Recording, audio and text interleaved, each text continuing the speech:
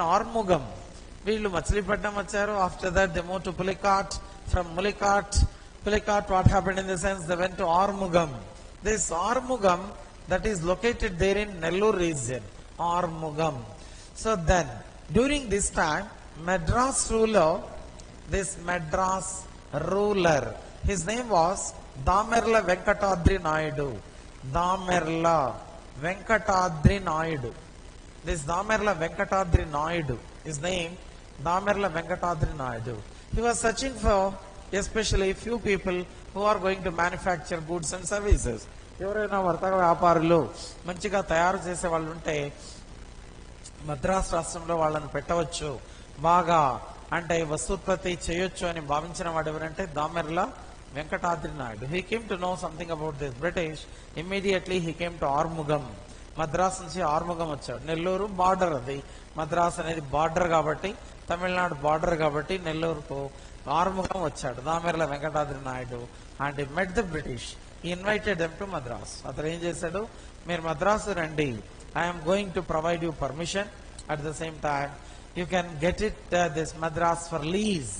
మీరు లీజ్ కూడా తీసేసుకోండి, మద్రాసులో మీరే అన్ని వర్క్స్ మీరే చేయండి. You can collect taxes also in Madras. You can mint coins. At the same time you can do your trade and commerce. Every year you pay me amount. You pay some amount. నాకు మాత్రం ప్రతి సంవత్సరం నాకు, నా కుటుంబానికి, నేను పోయిన తర్వాత నా కుటుంబానికి కూడా అలా కంటిన్యూస్ గా మీరు డబ్బులు ఇవ్వాలి. మరి అలా అగ్రిమెంట్ కుదుర్చుకుందామంటే యు ఆర్ మోస్ట్ వెల్కమ్ అని అన్నారు. Then the British thought that is the good opportunity. They move to Madras. వీళ్ళు మద్రాస్ వెళ్ళారు. ఓకే, ఈ దామెర్ల వెంకటాద్రి నాయుడు ఇతన్ని పిలిచారు. Damerla Venkatadri Naidu's father was Channappa. Damerla Venkatadri Naidu's father's name Channappa. On the name of Channappa only, Channapattanam that was established. This Channappa was father of this one. Channappa అనే అతను వీళ్ళ తండ్రి పేరు మీద కట్టిన పట్టణమే Chennapattanam. That is called Chennai. వీళ్ళ తండ్రి పేరు మీద కట్టిన పట్టణం ఇది, చన్నపట్టణం అని చెప్పేసి అన్నాం. So like that all happen. ఈ సంఘటన జరిగింది. Then people, these Britishers went to Madras and in Madras they started their activities. Madras లో వీళ్ళ యాక్టివిటీస్ అన్ని స్టార్ట్ చేశారు. In Madras they started their activities. Madras లో వీళ్ళ కార్యకలాపాలని మొదలు పెట్టారు. In Madras they established Saint George Fort. Saint George Fort ఏర్పాటు చేశారు. What is this Saint George Fort? Saint George కోట నిర్మాణం చేశారు మద్రాస్ లో అని చెప్పేసి అన్నాం. ఏంటి అంటే వీళ్ళ యొక్క హౌసెస్, వీళ్ళ బిజినెస్ సెంటర్స్, ఓకే, అదే రకంగా వీళ్ళ అడ్మినిస్ట్రేషన్, ఇదంతా ఎక్కడి నుంచి అంటే సెయింట్ జార్జ్ ఫోర్ట్ అని అన్నాం. నేను ఏర్పాటు చేశారు. ఎక్కడ ఏర్పాటు చేశారు? మద్రాస్ లో ఏర్పాటు చేశారు. వీళ్ళకి అనుమతినిచ్చింది who gave permission? Damerla Venkatadri Naidu. So at last what happened, Damerla Venkatadri Naidu gave this Madras for lease కి ఇచ్చేస్తాడు. Every year you pay me some amount, కొంత డబ్బు ఇవ్వండి అని అలా లీజ్ కి ఎప్పుడైతే ఇచ్చాడో కంప్లీట్ గా they got control over Madras. So they got control over Madras. ఇలా మద్రాస్ పైన ఆధిపత్యం వహించారు. They got control over Madras. Madras పైన ఆధిపత్యం ఎలా వచ్చిందంటే ఈ రకంగా మరి వచ్చింది, control over. They got control over Madras. Got idea? Madras మీద వీళ్లకు కమాండ్ అనేది వచ్చింది, ఆధిపత్యం వహించారు. They got control over Madras. So that's one of the things. ఇక చూస్తే so they wanted to get especially even Bombay and other regions also. So వేరే ప్రాంతాల పైన కూడా ఏర్పాటు చేయాలని భావించారు. ఇటువంటి సందర్భంలో what happened, so in Bombay that was under the control of the Portuguese. ఈ బాంబే ఎవరి అధీనంలో ఉంది అంటే that was under the control of the Portuguese. Bombay. This Bombay was under the control of the Portuguese. ఈ బాంబే అనేది కూడా పోర్చుగీస్ వాళ్ళ అధీనంలో ఉంది. బాంబే అనేది కూడా మరి చూసినట్లయితే ఎవరి అధీనంలో ఉంది? బాంబే పోర్చుగీస్ అధీనంలో ఉండేది. మరి పోర్చుగీస్ వాళ్ళ అధీనంలో ఉన్నప్పుడు ఏమైందంటే, so this Portuguese princess, Portuguese రాకుమార్తె, Portuguese princess, so her name was Catherine Braganza అని అన్నాం. this Catherine Briganja. So this woman, Catherine Briganja ani annam. Catherine Briganja. So that's the name of that woman, Catherine Briganja ani annam. Emani annaru? Catherine Briganja. Okay, Princess Catherine Briganja అని చెప్పేసి అంటున్నాం. So Portuguese princess, ఈ Portuguese princess this Catherine Braganza, she married British prince. ఈమె British రాకుమారుని పెళ్లి చేసుకుంది. ఎవరు? Charles two. Charles టూని పెళ్లి చేసుకుంది. This one Catherine Braganza married home British prince Charles two. ఈ చార్లెస్ టూను పెళ్లి చేసుకుంది. ఎప్పుడైతే చార్లెస్ టూను పెళ్లి చేసుకుందో, the Portuguese people gave this Bombay as dowry to Charles two. దీన్ని బొంబాయిని ఏం చేశారు? డౌరీగా ఇచ్చేశారు. ఎవరికి? చార్లెస్ టూకి ఇచ్చారు దీన్ని. Charles two is in London. Charles two ఎక్కడున్నాడంటే లండన్ లో ఉన్నాడు. మరి చార్లెస్ టూకేమో డౌరీగా ఇచ్చేస్తారు దీన్ని. డౌరీగా ఇచ్చిన తర్వాత మరి Charles two he should look after all the activities in Bombay. ముంబైలో జరిగే ట్యాక్స్ కానీ, ముంబైలో జరిగే డెవలప్మెంట్ కానీ, ముంబైలో జరిగేవన్నీ ఎవరు చూసుకోవాలి? చార్లెస్ టూ చూసుకోవాలి. Charles two is in London, Bombay is in India. అందువల్ల చార్లెస్ టూ ఏం చేశాడు? ఇదేదో వీళ్ళు ఇచ్చేది ఇచ్చారు కానీ తల్లబి తెచ్చిపెట్టారు నాకు. How can I manage this Bombay? ఈ బాంబే నేను ఎలా మేనేజ్ చేయగలుగుతాను? బాంబేలో జరిగే యాక్టివిటీస్ నేను ఎలా చూస్తాను? How is it possible for me? So that's why it is better. Already our English East India Company is existing in India. English East India Company అది ఎక్కడుంది? ఇండియాలో ఉంది. అందువల్ల better I'm going to give this Bombay to English East India Company on rental basis. నాకు ఎంతో అంత సంవత్సరానికి ఇంత రెంట్ ఇచ్చి మీరు దీని బాగోగులన్నీ మీరే చూడండి అని చెప్పి ఏం చేశాడు? ఈస్ట్ ఇండియా కంపెనీకి ఇచ్చివేశాడు. ఎవరిచ్చింది? Charles two. Charles two he so handed over this Bombay to English East India company. Like that Bombay came under the control of the British. మరి బాంబే కూడా ఇప్పుడు ఏమైపోయింది? ఇంగ్లీష్ ఈస్ట్ ఇండియా కంపెనీకి అధీనంలోకి వచ్చింది. It came under the control of English East India company. Okay, this Bombay came under the control of English East India company అని చెప్పేసి అన్నాం. గుర్తుందా? So this Bombay also came under the control of this one. In Bombay they started Saint David fort. Saint David fort ఏర్పాటు చేసి in Bombay they establish Saint David fort ఏర్పాటు చేశారు. వీళ్ళు బాంబేలో ఏర్పాటు చేసింది ఏదంటే సెయింట్ డేవిడ్ అని అన్నాం. Saint David fort that was established by them. Then after we have to see Calcutta. మరి వీళ్ళు కల్కత్తాకి వెళ్ళడం జరిగింది. So in Calcutta they started their trading commerce there at Kasim Bazar. The British the British established their trade and commerce there at Kasim Bazar. ఈ కాసిం బజార్ లో ఏర్పాటు చేశారు కల్కత్తాలో. కల్కత్తా కూడా వెళ్ళారు. ఈ కల్కత్తాలో మరి ఎక్కడ ఏర్పాటు చేశారు? కాసిం బజార్ అని అన్నాం దీన్ని. ఈ కాసిం బజార్ లో ఏర్పాటు చేశారు. They established there at Kasim Bazar. But what happened? The ruler of Bengal, Bengal Nawab we are calling. So this Bengal Nawab during that time was, ఈ బెంగాల్ నవాబ్ ఎవరున్నారు అన్నట్లయితే, who was the Bengal Nawab during that time? Siraj-ud-Dawla. Bengal Nawab during that time. Bengal Nawab. This Bengal Nawab during that time was Siraj-ud-Dawla. Siraj-ud-Dawla. Siraj-ud-Dawla was Nawab of Bengal. Siraj-ud-Dawla was Nawab of Bengal. Okay.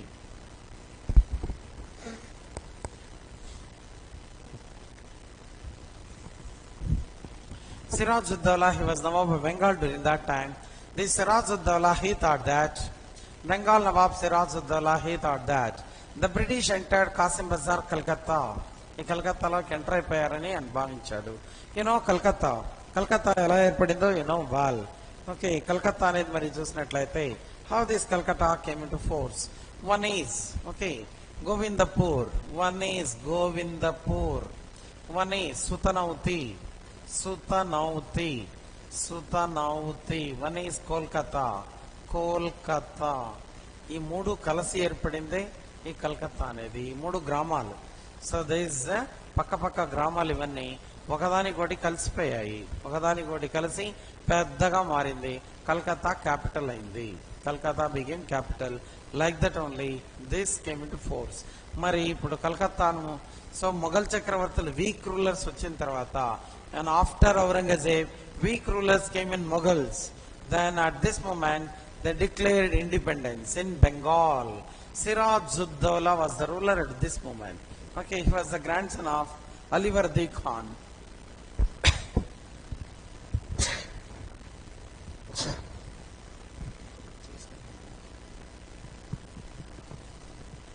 Okay, so this Sirajuddaulah, he was the ruler.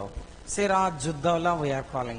Sirajuddaulah, what he thought in the sense, so these Britishers, the British entered even this Bengal వచ్చేస్తారు. Already they got control over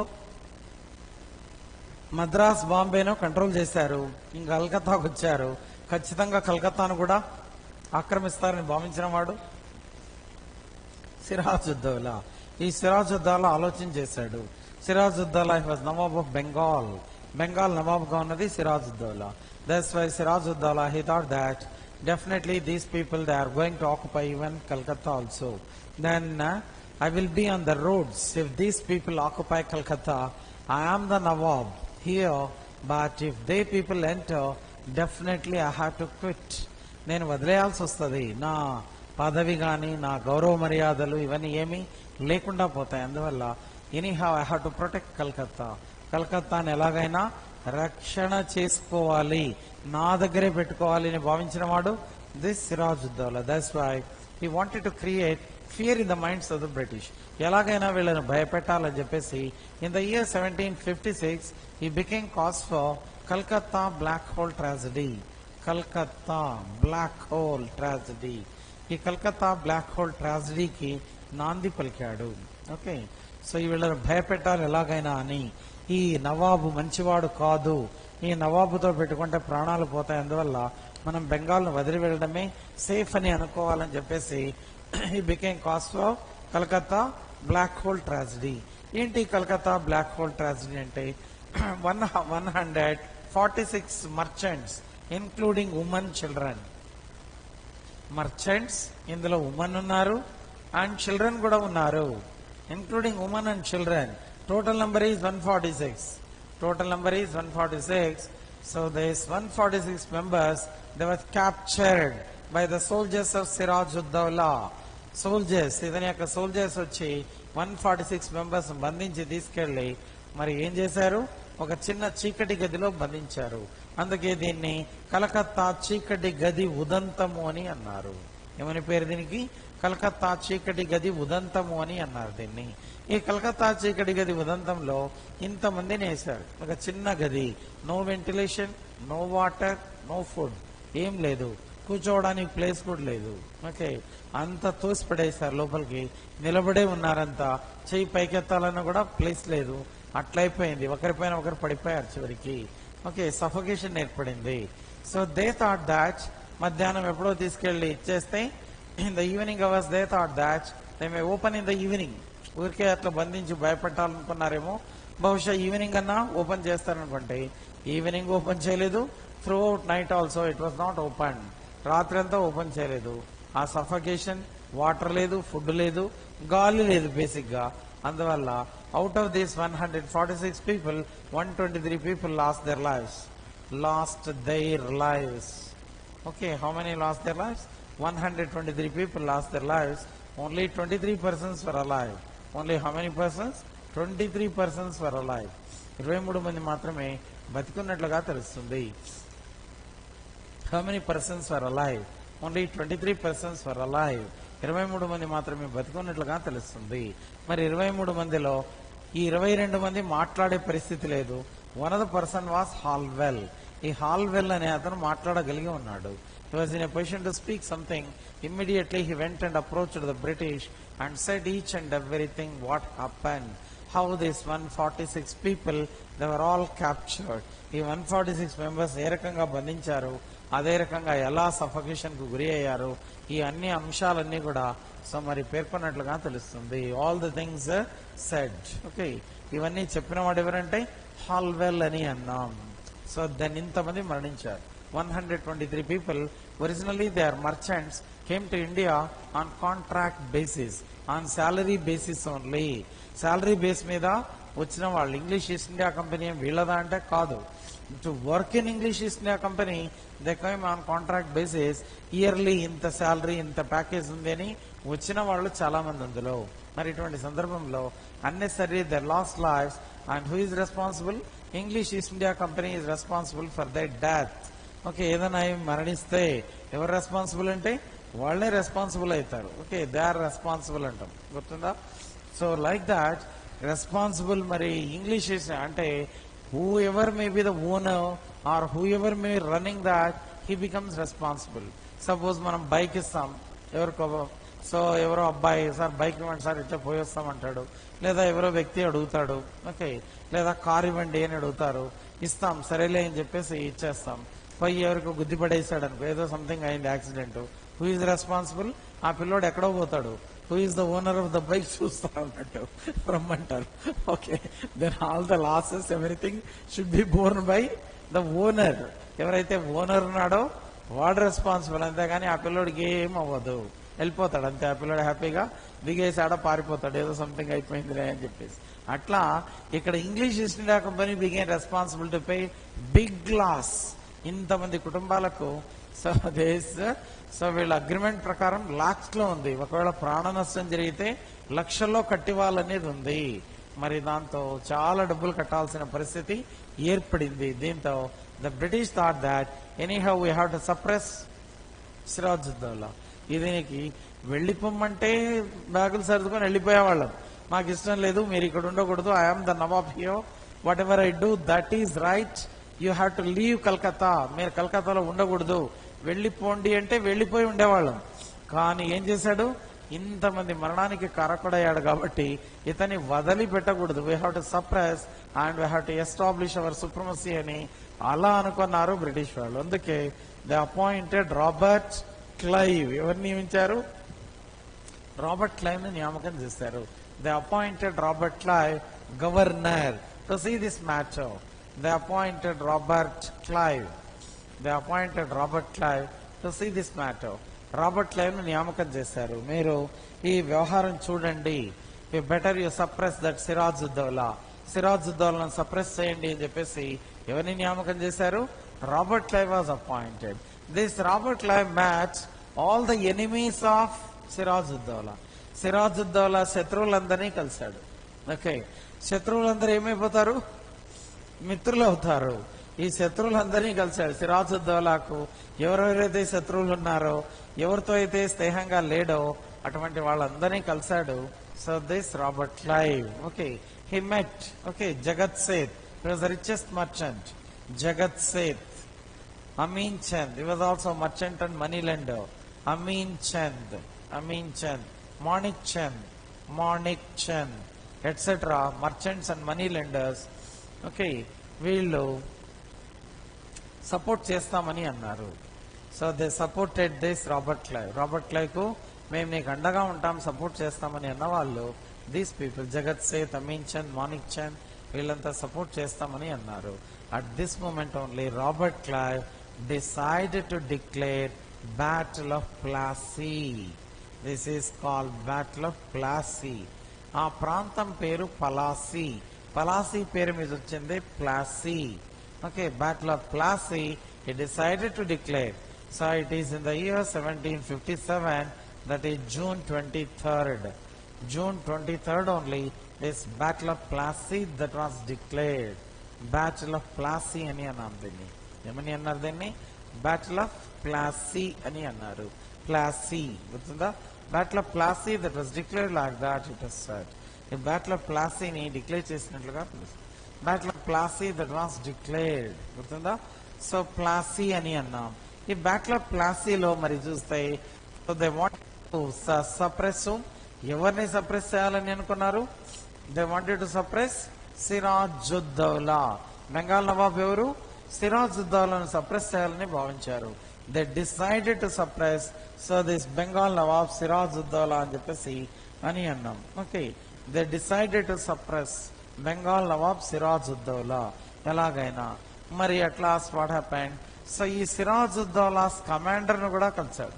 సిరాజుద్దౌలాస్, okay, సిరాజుద్దౌలాస్ Commander was Mir Jafar. This commander was Mir Jafar అని అన్న. Mir Jafar was the commander. ఈ Mir Jafar was the commander. So Mir Siraj-ud-Dawla's commander was Mir Jafar. Robert Clive met Mir Jafar also. ఈ Robert Clive ఎవరిని కలిశాడు? మీర్ జాఫర్ను కూడా కలిశాడు. ఈ మీర్ జాఫర్ను కలిసి ఏమని అన్నాడంటే, mister Mir Jafar, we decided to declare war against your Nawab Sirajuddaulah. You have to support me. నువ్వు ఎలాగైనా నాకు సపోర్ట్ చేయాలని అడిగాడు. ఎవరిని? మీర్ జాఫర్ని. ఎవరు అడిగింది? Robert Clive. ఎవరి కమాండర్ ఇతను? సిరాజ్-ఉద్-దౌలాస్ కమాండర్. ఈ కమాండర్ దగ్గరికి వెళ్ళి మరి we decided to declare battle of Plassey.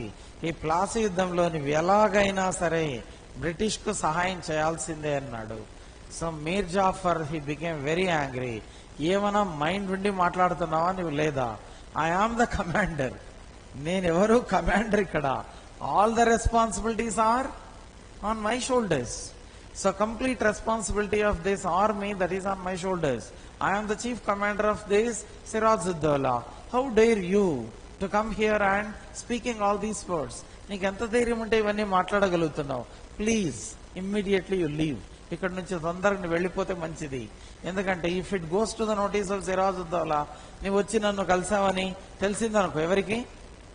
సిరాజ్-ఉద్-దౌలాకు ఉన్న పోస్ట్ కూడా పోతుంది. ఉన్న పోస్ట్ కూడా ఇద్దరు కలిసి ఏం మాట్లాడుకున్నారో ఏమని చెప్పేసి ఇంకా నా పోస్ట్ లో కూడా ఉండనివ్వడు. ఏడో ప్రశాంతంగా బతుకుతున్నాను, నన్ను ఎందుకు ప్రశాంతత లేకుండా చేస్తావు? Better you leave immediately like that. He said to this one. So then Robert Clive said that, mister Mir Jafar, whatever I want to say I will say, you have to listen. నేను చెప్పాలనుకున్నది చెప్పే వెళ్తాను. నువ్వేమన్నా నేను వెళ్ళేదైతే లేదు. Okay, I want to say few words. After that only I will leave. చెప్పాల్సింది చెప్పే వెళ్తాను. నువ్వు ఏం చేసినా ఏం వద్దన్నా అన్నాడు. నేను ఏమీ వినదలుచుకోలేదు. I don't want to listen anything from you, please leave immediately అని అన్నాడు. ఎవరు? ఈ మీర్ జాఫర్ కమాండర్. మీరు ఏం చెప్పినా నేను వినదలుచుకోలేదు, ఎందుకంటే నేను ఇక్కడ కమాండర్. మొత్తం ఆర్మీ బాధ్యత అంతా నా మీదే ఉంది. మేము సహాయం చేయదలుచుకోలేదు. We are not ready to help you. అందువల్ల మీరు ఏం చేయొచ్చు, వెళ్ళిపోవచ్చు అని అన్నాడు. Then Robert Clive said that, అదే చెప్తున్నాను నేను. Whatever I want to say I will tell and I will leave. నీకు చెప్పాల్సింది చెప్పే వెళ్తాను కానీ చెప్పకుండా వెళ్ళను. నువ్వుగానా ఈ యుద్ధంలో బ్యాటిల్ ఆఫ్ ప్లాసీలో బ్రిటిష్ కు సహకరిస్తే, if you support the British in this battle of Plassey, so after defeating your master Siraj-ud-Daulah, you will be appointed as nawab of Bengal. నిన్ను బెంగాల్ నవాబుగా చేస్తాం. ఎవరిని? నిన్నే చేస్తాం నవాబుగా. మరి ఏదైనా సరే ఆలోచించుకొని కనీసం రేపటికల్లా మాకు చెప్పు వార్తను అని అన్నాడు. బై టుమారో యూ ఇంటిమేటర్స్, నువ్వు సపోర్ట్ చేస్తావా లేదా అనే దాన్ని చెప్పు అంటే, సో దిస్ మీర్ జాఫర్ మారిపోయాడు. ఇక నన్ను నవాబుగా చేస్తాను అంటే రేపటిదాకా వాయిదా వేయాల్సిన అవసరం లేదు. ఇప్పుడే ఒప్పుకుంటున్నా. Now itself I'm accepting to support you. మీకు సపోర్ట్ చేయడానికి నా సైన్యంతో నేను సిద్ధంగా ఉంటాను. I will ask my army not to bring any weapons. నేను నా సైన్యానికి అంతా హెచ్చరికలు చేస్తాను. ఎవరు ఆయుధాలు ఏది తీసుకురావద్దు, ఏం అవసరం లేదు, సింప్లీ యు కమ్ అని చెప్తాను. ఏది లేదని చెప్తాను, నేను చూసుకుంటాను, కానీ మాట మీద ఉండాలి మీరు అని అన్నాడు. Yes, definitely we are going to keep a promise. ఇది నీకు నాకు మధ్య జరిగిన ఒప్పందం, హైలీ కాన్ఫిడెన్షియల్ అని చెప్పి వెళ్ళిపోయిన వాడు. So this Robert Clive. మరి 23వ తేదీన జరిగింది. ఇది జూన్ 23rd జరిగింది. What Mir Jafar said to soldiers is, war is not going to take place. యుద్ధం ఏం జరగట్లేదు, అందువల్ల ఎవరో కొంతమంది మాత్రమే రండి, ఒక సమావేశం జరుగుతుంది అంతే అన్నాడు. A small meeting is going to be conducted. So యుద్ధం అయితే ఏం లేదు ఇక్కడ. సో అందువల్ల ఎవరో కొంతమంది ఇంపార్టెంట్ వాళ్ళు మాత్రం రండి, మిగతా వాళ్ళు you be in the barracks అన్నాడు. మిలిటరీ టెంట్స్ లోనే ఉండిపోండి అన్నాడు. Whatever commander says that only soldiers will listen. అంతే, కమాండర్ ఏం చెప్తే సోల్జర్స్ అది వింటారు. ఎవరు రాలేదు, ఏదో కొద్దిమంది వచ్చారు. మరి ఈ సిరాజ్-ఉద్-దౌలాను బంధించారు. The British brought full equipped గా వచ్చారు వీళ్ళు. The British got all the army and they got control over this one. In this battle what happened, they captured. సిరాజ్-ఉద్-దౌలాను బంధించి తీసుకెళ్లి జైల్లో పెట్టారు. దెన్ ఇలా ఈ సంఘటన జరిగింది. ఇప్పుడు మరి చూసినట్లయితే everywhere it was spreaded that Mir Jafar is going to become nawab of Bengal. ఈ నవాబ్ ఆఫ్ బెంగాల్ అవుతున్నాడు ఈ మీర్ జాఫర్ అనే వార్త అన్ని చోట్ల తెలుసు. Almost it was spreaded in many places. Okay, Mir Jafar is going to become nawab of Bengal. Arrest చేశారు. దీనికి అంతా మరి సపోర్ట్ చేసింది ఎవరంటే మీర్ జాఫరే సపోర్ట్ చేశాడు. కాబట్టి Mir Jafar is going to become nawab of this one అని అన్నారు. ఇక సైనికుల్లో కొంతమంది అడిగారు, మీరు ఇదంతా చేశారు మీరే కదా అంటే ఎస్ అని అన్నాడు. Yes, I'm going to become nawab of Bengal అని అన్నాడు. దీంతో ఎస్, ఇంకా మీరు అవుతున్నారంటే సెలబ్రేషన్స్ చేయాల్సిందే అని చెప్పేసి they started all beating of drums, sweets distribution ఇదంతా మొదలైపోయింది. ఓకే, ఇటువంటి సందర్భంలో this Mir Jafar remembered Robert Clive. This all because of, ఇదంతా ఎవరి వల్ల ఈరోజు నవాబ్ అవుతున్నానంటే రాబర్ట్ క్లైవ్ వల్ల. కమాండర్ గా నాకేం గౌరవ మర్యాదలు అంటే ఏం లేదు. ఓకే, కానీ నవాబ్ అంటే ఎక్కడ పోయినా గౌరవ మర్యాదలు బాగుంటాయి, వచ్చే డబ్బంతా వచ్చేస్తుంది. ఇక లగ్జూరియస్ లైఫ్ అని అలా భావించిన వాడెవరు? దిస్ మీర్ జాఫర్. అందువల్ల ఈ మీర్ జాఫర్ వెళ్ళి రాబర్ట్ క్లైవ్ కనీసం థ్యాంక్స్ అన్న చెప్దాం అనుకున్నాడు. He wanted to express even at least thanks, మీకు కృతజ్ఞతలు అని చెప్పాలనుకున్నాడు. ఎంటీ హ్యాండ్స్ తో పోతే ఏం బాగుంటుందని చెప్పేసి 20 లక్షలు తీసుకెళ్లాడు. He took how much? 20 lakh rupees with him to provide the money to this Robert Clive. ఏది తీసుకుంటే మనం తీసుకున్నది వాళ్లకు నచ్చుతుందో లేదో, వాళ్ళకి ఇష్టమైనది ఏమైనా తీసుకోవచ్చు అని చెప్పేసి అలా he took 20 lakh rupees and said the same to Robert Clive. Mr. Robert Clive, so this 20 lakh rupees you have to accept a small gift. ఇది చిన్న బహుమతి, మీకు మీ కరెన్సీలో ఇది తక్కువే, కానీ మీరు దయచేసి యాక్సెప్ట్ చేయండి. This is a gift from my side because you told me that you are going to appoint me as nawab of Bengal. Bengal నవాబ్గా పెడతానన్నారు, మరి ఇది పరిస్థితి అని చెప్పాడు. Then Robert Clive said that mister Mir Jafar, actually I thought a different way, కానీ East India Company said that you have to pay 1,70 lakh, 1,70,00,000 నువ్వు కట్టాలి యాజ్ వార్ కాంపెన్సేషన్. యుద్ధ నష్టపరిహారంగా ఎంత కట్టాలి? 1,70,00,000 కట్టాలి. అప్పుడు మాత్రమే నిన్ను, then only you're appointed as nawab of Bengal. ఈ బెంగాల్ నవాబ్ అప్పుడు మాత్రమే నేను డిక్లేర్ చేయడం జరుగుతుంది అని అన్నాడు. ఇంత డబ్బు నేను ఎక్కడి నుంచి తీసుకురాను? Where can I bring this big amount? 1 crore is very big amount during that time. 1757లో 1,70 lakh is very very big amount. How can I bring this? It is highly impossible. నువ్వు వచ్చినప్పుడు ఏమైనా ఇవన్నీ చెప్పావా? ఇంత నష్టపరిహారం కట్టాలంటే నేను సిరాజుద్దౌలాకి సహాయం చేసి మేమే గెలిచేవాళ్ళం ఎలాగో అలాగా, ఇవన్నీ ఇప్పుడు చెప్తే ఎలా సరిపోతుంది అని చెప్పి అన్నవాడు దిస్ మీర్ జాఫర్. అదంతా తెలియదు, నేనైతే హెల్ప్ చేయాలని అనుకుంటున్నాను. ఒక పని చేయైతే ఇన్స్టాల్మెంట్ లోనన్నా కట్టు. Don't say that I'm not going to pay. నేను కట్టనని మాత్రం ఇంగ్లీష్ ఇండియా కంపెనీకి చెప్పొద్దు. I will pay it but you give me some time, కొంత టైం ఇవ్వండి అని చెప్పు. కొంత డబ్బు కట్టు, మళ్ళీ కొంత కట్టు, అలా నేను చూసుకుంటాను మిగతాది అన్నాడు. అలా at last was declared as nawab of Bengal. Who was declared? Mir Jafar. ఈ మీర్ జాఫర్ ని నవాబ్ గా డిక్లేర్ చేశాడు చూడు. Mir Jafar was declared as nawab of Bengal.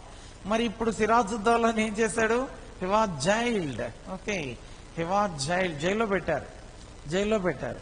మరి మీర్ జాఫర్ కుమారుడు, సో మీర్ జాఫర్ సన్ మీర్ మిరాన్ అనే అతను ఇతని కుమారుడు. Mir Jafar son is Mir Miran. Okay, తండ్రి కంటే ఎక్కువ వీడు, మీర్ జాఫర్ కంటే కాస్త ఎక్కువ చేసిన వాడు. అందువల్ల ఈ మీర్ మిరాన్ ఏం చేశాడంటే, వీడుగానా జైల్లో బతికుంటే again his people will start revolt against us. మా నాన్న పైకి నా పైకి ఖచ్చితంగా వీళ్ళు వస్తారు. ఎలాగూ మా నాన్న అయిన తర్వాత నేనే నవాబ్, అందువల్ల నేను నవాబుగా ఉండాలంటే ఫస్ట్ ఈడు బతికుండకూడదు అని చెప్పి అనుకొని వీని ఉరి తీయండి అని ఆదేశాలు ఇచ్చారు. Mir Miran, son of Mir Jafar, was Mir Jafar son Mir మిరాన్.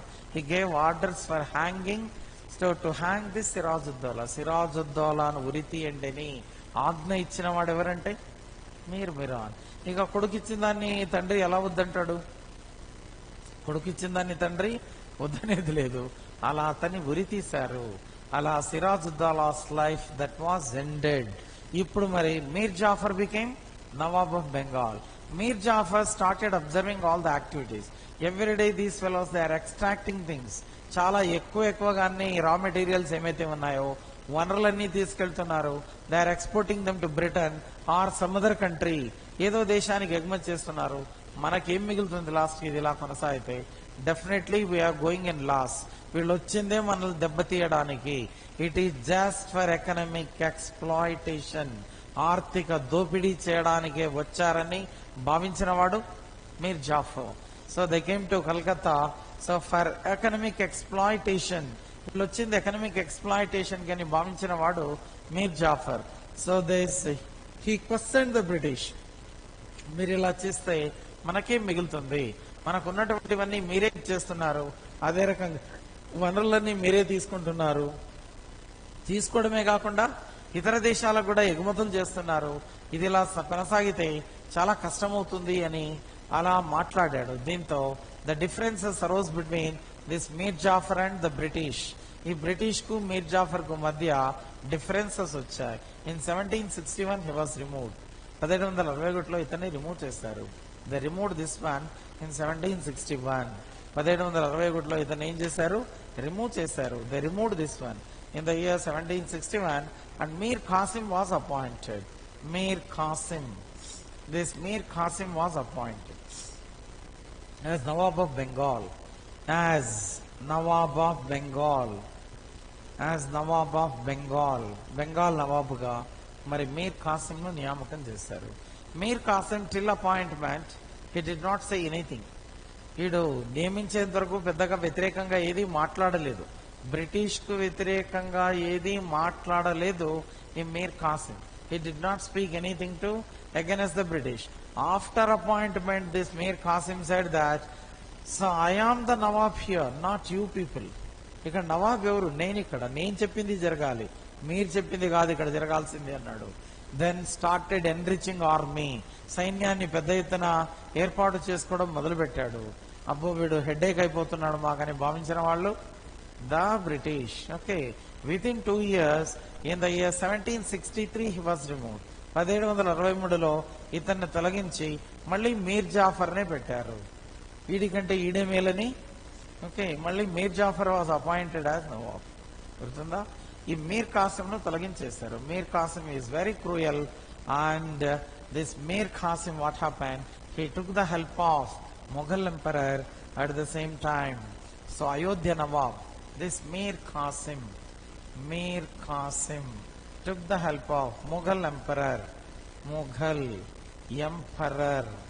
Mughal emperor was Shah Alam II. He took the help of Mughal emperor Shah Alam II. Ayodhya Nawab సహాయాన్ని తీసుకున్నాడు. Ayodhya Nawab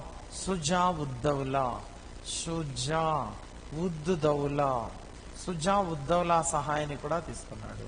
the three united together. These three people united together. Who are these three? One is Mir Qasim, one is Mughal emperor Shah Alam II, and one is Ayodhya nawab Shuja Uddaula. And this Mir Qasim declared Battle of Buxar. Okay, in the year 1764, October 22nd, Battle of Buxar, 1764. Battle of Buxar was declared. Battle of Buxar ని ప్రకటన చేశాడు. ఎవరిపైకి? British పైకి. మీర్ ఖాసిం. ముగ్గురు unite అయ్యారు వీళ్ళు. Battle of Buxar, that is in the year 1764. ఎప్పుడు జరిగింది ఇది? 1764 అక్టోబర్ 22nd జరిగింది ఈ battle of Buxar. Okay, so ఇందులో మరి బ్రిటిష్ మరి చూసినట్లయితే so this British commander was Hector Munro అని చెప్పేసి అని అన్నాం. Vansittart was the governor. British Robert Clive period అయిపోయింది. ఈ రాబర్ట్ క్లైవ్ వెళ్ళిపోయాడు. British governor was Vansittart అనే అతను. And commander was Hector Munro. ఈ యుద్ధంలో హెక్టార్ మన్రో అని అన్నాం. Commander was Hector Munro. British governor Vansittart. British governor ఎవరు? వాన్ సిటార్ట్ అని చెప్పేసి అన్నాం. Vansittart was the British governor and at the same time Hector Munro was the commander. Hector Munro was the commander. Hector Munro was the commander. Hector Munro was the commander. Okay, Hector Munro. ఈ Hector Munro అనే అతను commander గా ఉన్నట్లుగా తెలుస్తుంది. Hector Munro was the commander. Okay, was the commander. Hector Munro was the commander. ఈ Vansittart governor, he said to Hector Munro, Mr. Hector Munro, so whatever the army, whichever the strength or whichever the army you need, you can get army, but the thing is we have to get victory. ఎంతమందిని తీసుకొచ్చుకుంటావో నీ ఇష్టం, కానీ యుద్ధంలో అయితే గెలవాలి. ఎందుకంటే ఓడిపోయామా, మీర్ కాసిం అసాధ్యుడు, విత్ బ్యాగ్ అండ్ బ్యాగేజ్ వెళ్ళిపోవాల్సి వస్తుంది. వెళ్ళిపోవడం దేవుడెరుగు, ఎంతమందిని చంపుతారో కూడా తెలియదు.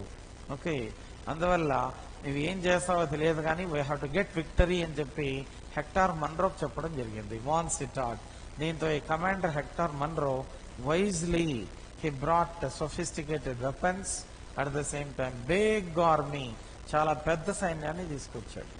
పెద్ద సైన్యాన్ని తీసుకొచ్చాడు. ఎందుకంటే ప్రపంచంలో బ్రిటిష్ వాళ్ళు ఎక్కువ దేశాలు పరిపాలన చేశారు.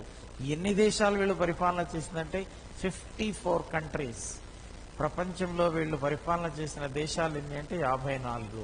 ఈ కంట్రీస్ కే కామన్వెల్త్ దేశాలని పేరు. కామన్వెల్త్ దేశాలని అన్నారు. కామన్వెల్త్ కంట్రీస్ అని అన్నాం. Once they were under the control of the British, later they became independent. Those countries are called Commonwealth countries. Once they were administered by the British. ఒకప్పుడు British చేత పరిపాలించబడి తర్వాత స్వతంత్రాన్ని పొందిన దేశాలను ఏమని అన్నాం? కామన్వెల్త్ దేశాలని అన్నారు. 54 దేశాలు. అక్కడి నుంచి అలా సైన్యాన్ని పెద్ద ఎత్తున తీసుకొచ్చిన వాడు ఎవరంటే హెక్టార్ మన్రో. చాలా పెద్ద సైన్యం తీసుకొచ్చాడు, మోడర్న్ వెపన్స్ ఇదంతా. మరి ముగ్గురు ఓడిపోయారు. ఎవరి ముగ్గురు? Mir Qasim, Mughal emperor Shah Alam II, Ayodhya nawab Shujauddaulah. All these were defeated in this battle of Buxar. British only got victory. ఇందులో గెలిచింది బ్రిటిష్ అని అన్నాం. దీంతో మరి అలహాబాద్ ట్రీటీ చేసుకున్నారు ఈ మొఘల్ ఎంపరర్ తో. Treaty of Allahabad was concluded. Treaty of Allahabad.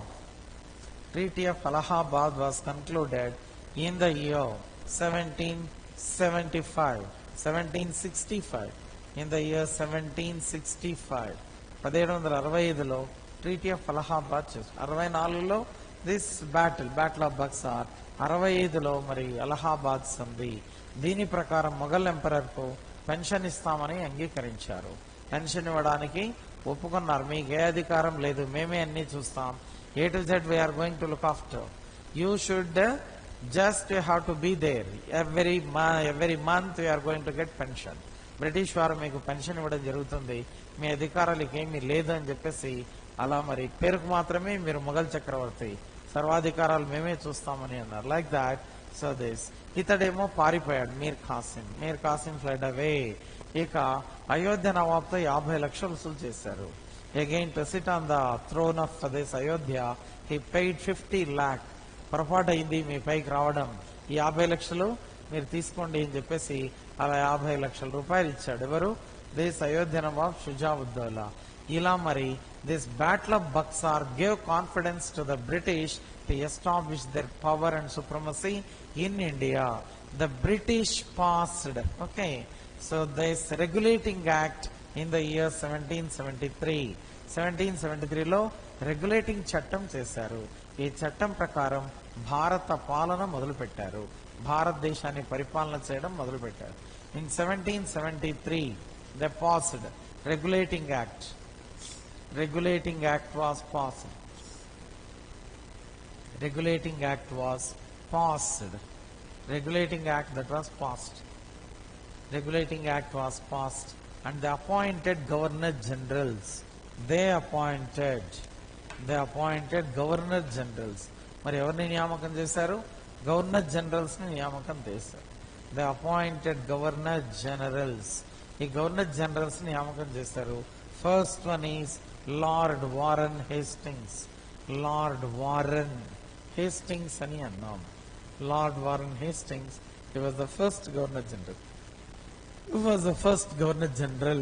Lord Warren Hastings was the first governor general. Like that, Calcutta became presidency, Madras also became presidency, Bombay also became presidency. These three came under the control of the British. They established their power in India.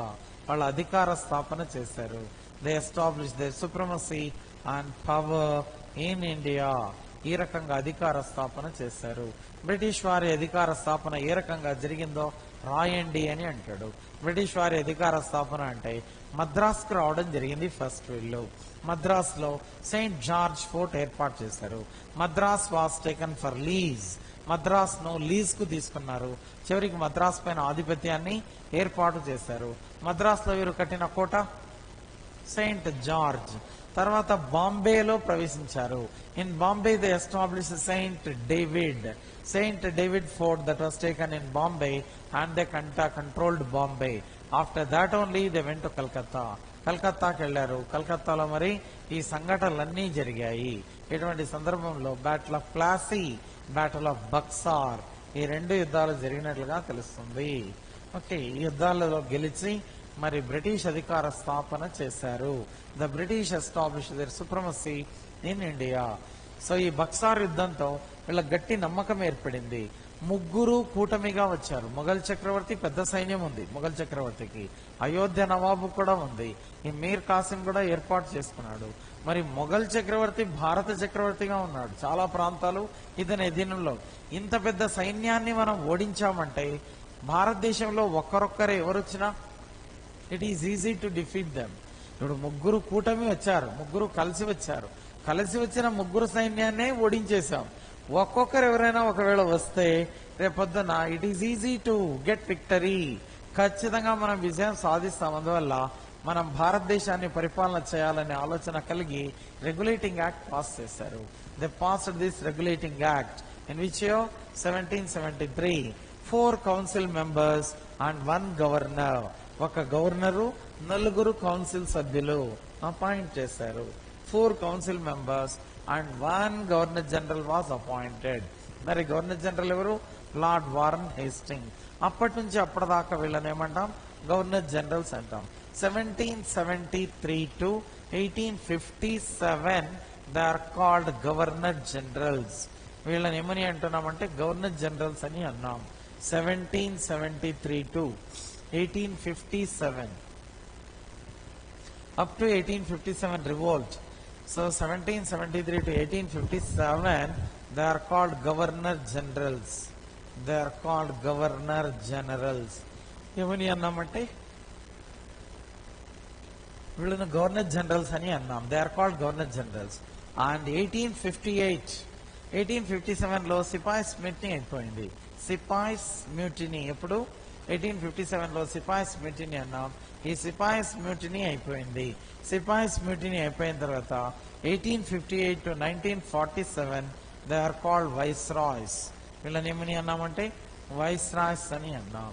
First governor general lord Warren Hastings. Last governor general lord Canning. Lord Canning అనే అతను last governor general. మరి viceroy లో చూసినట్లయితే viceroys లో first viceroy ఎవరు అంటే first viceroy Lord Canning. ఇతన్నే ఉండమని కోరారు. ఎందుకంటే you got some experience in the administration, better you can continue, నువ్వే కంటిన్యూ అవ్వాలి అన్నారు. ఎవరిని? Lord Canning. అలా Lord Canning acted as first viceroy. And the last viceroy okay Lord Mountbatten. Lord Mountbatten, he was the last viceroy. Who was this last viceroy? Lord Mountbatten, he was the last viceroy. ఈ last viceroy మరి 1947 లో ఉన్నాడు. So ఈ last viceroy ని చివరికి అన్ని పరిస్థితులు తారుమారైపోయాయి. ఇటువంటి సందర్భంలో British asked this one to prepare India independence act. భారత స్వాతంత్ర్య చట్టాన్ని రూపకల్పన చేయమని కోరింది. ఎవరిని? లార్డ్ మౌంట్ బ్యాటన్ ని. అందుకే India independence act is called mount baton plan అని అన్నారు. దీన్ని తయారు చేసింది ఎవరు? Mount baton. అందువల్ల దీనికి ఇండియా ఇండిపెండెన్స్ యాక్ట్ ఏమని అన్నామంటే మౌంట్ బ్యాటన్ ప్లాన్ అని కూడా అన్నాము.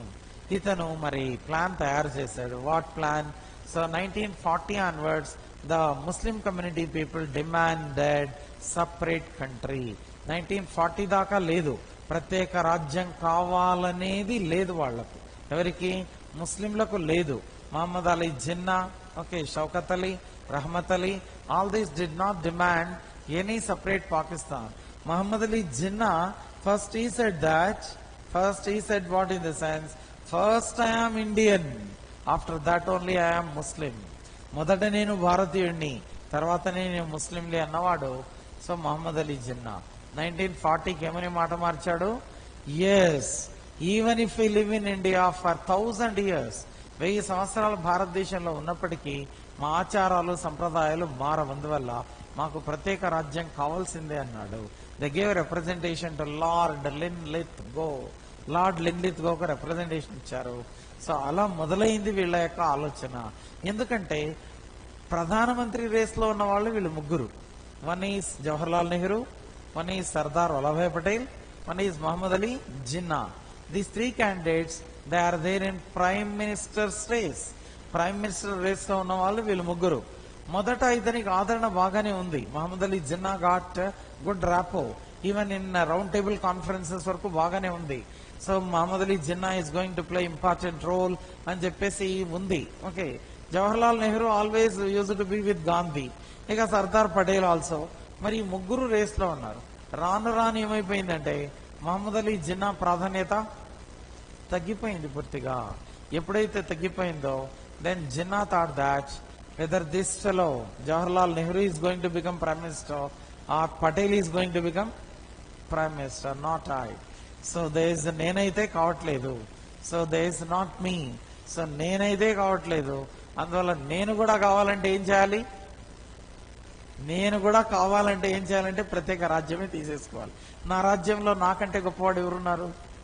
నా రాజ్యంలో నేనే గొప్ప. I'm the so great fellow, so knowledgeable, అన్ని రకాలుగా అన్ని ఎక్స్పీరియన్స్ అయి ఉన్నవాడు నేనే కాబట్టి నాకు ప్రాధాన్యత ఎక్కువగా ఉంటుంది. దట్ ఇందులో నేను రోల్ ఎక్కువ ప్లే చేయాలని చెప్పేసి he started playing important role in getting this one. అట్లా 1940లో మొదలైతే 1946 August 16th direct action day. 46 వరకు ఇంకా డిసైడ్ కాలేదు పెద్దగా. 1946 ఆగస్ట్ 16 డైరెక్ట్ యాక్షన్ డే అన్నాం. కలకత్తాలో 4000 మంది చంపారు. 3000 హిందూస్, 1000 ముస్లిమ్స్. పడుచుకొని బయటకు వస్తే చాలు చంపేశారు, బయట పడితే చాలు, హిందూ అయితే చాలు చంపేశారు, ముస్లిం అయితే చాలు చంపేశారు. అనే రకంగా అయిపోయింది. 4000 మంది ఒకే రోజు, సింగిల్ డే 4000 మంది స్టాబింగ్స్. మరి ఎంత ఘోరాతి ఘోరంగా జరిగింది. దీంతో so Nehru thought that it is highly impossible, we have to decide the things అని చెప్పి he spoke to this especially Lord Mountbatten, Sardar Vallabhbhai Patel, వీళ్ళతో మాట్లాడడం జరిగింది. Gandhi did not listen. Unite గానే ఉండాలన్నాడు గాంధీ, కానీ వీళ్ళు మాత్రం ఒప్పుకోలేదు.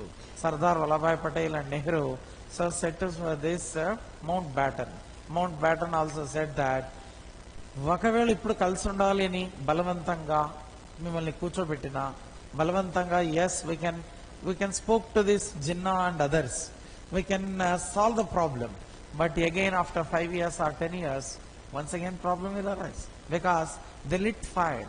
అగ్గి పెట్టారు. దానికి అగ్గి అనేది 4 ఏళ్ళు కామ్గా ఉండొచ్చు, 5వ సంవత్సరం ఏమవుతుంది మళ్ళీ వచ్చేస్తుంది, లేదా 10 years బాగుండొచ్చు మళ్ళీ వచ్చేస్తుంది. అందువల్ల better you take a decision. So British asked me to prepare India independence act. I'm going to suggest 2 countries, one is India, one is Pakistan. 2 dominions are going to become independence అని చెప్పేస్తానన్నవాడు this Mountbatten. Accordingly what happened? He was a prepared plan. That plan was submitted to British Parliament. That was accepted. At last India became free from the clutches of the British on 15th August. You know well. ఇలా మరి రెండుగా చీలిపోయినట్లుగా తెలుస్తుంది భారతదేశం అని చెప్పేసి అన్నాం. Radcliffe was appointed. Bangladesh, what happened in the sense, East Bengal, previously that was called East Bengal. This East Bengal, what happened? So this especially, so Muslim League Party that was started in the year 1906. 1906లో Muslim League party ఏర్పడింది. Muslim League party headquarters ఎక్కడ అంటే బంగ్లాదేశ్ ఢాకాలో ఉండేది. ముస్లిం population ఎక్కువ ఉండేది ఢాకాలో. బంగ్లాదేశ్ లో ముస్లిం population ఎక్కువ. ముస్లిం League party head quarters కూడా Dhaka. One head quarters Lucknow. ఒక హెడ్ క్వార్టర్స్ లక్నోలో పెట్టారు, ఒక హెడ్ క్వార్టర్స్ ఢాకాలో పెట్టారు. అందువల్ల ఎప్పుడైతే ఈ సంఘటనలన్నీ జరిగాయో సో ఏం చేశారు, వాళ్ళని బాగా మోటివేట్ చేశారు. You should not join Indian union, you have to be separate one and you have to join Pakistan. మీరు ఖచ్చితంగా పాకిస్తాన్లోనే ఉండాలని చెప్పేసి అలా మరి ప్రోత్సహించారు ఎక్కువగా. ఎప్పుడైతే అలా ప్రోత్సహించారో then East Bengal said that no we are not going to join Indian union. Indian union లో కలవమన్నప్పుడు so then Mountbatten said that is going to join Pakistan అని అన్నాడు. ఇది పాకిస్తాన్ లో కలుస్తుంది అని చెప్పేసి పేర్కొన్నాడు. అలాగే ఇదేమైంది, పాకిస్తాన్ లో కలిసింది. పాకిస్తాన్ ఏమో వెస్ట్ అయిపోయా, బంగ్లాదేశ్ ఏమో ఈస్ట్ అయిపోయా. మరి దేనికి రావాలన్నా ఇండియా గుండా రావాలి, లేదా సముద్రం చుట్టేసుకొని రావాలి. పరిస్థితి ఏమైపోయింది, with in 4 years so the changes have come. 4-5 సంవత్సరాలకే 50-51కే చాలా తీవ్రమైన పరిస్థితి ఏర్పడింది.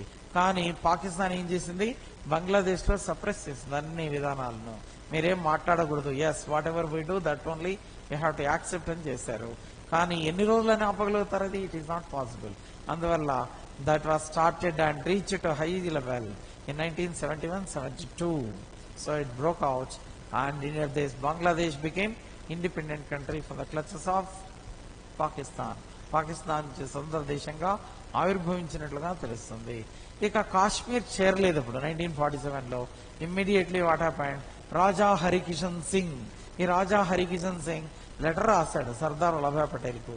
ఇది జారిపోతుంది. Originally that was the under the control of the సిక్కుల అధీనంలో ఉంది.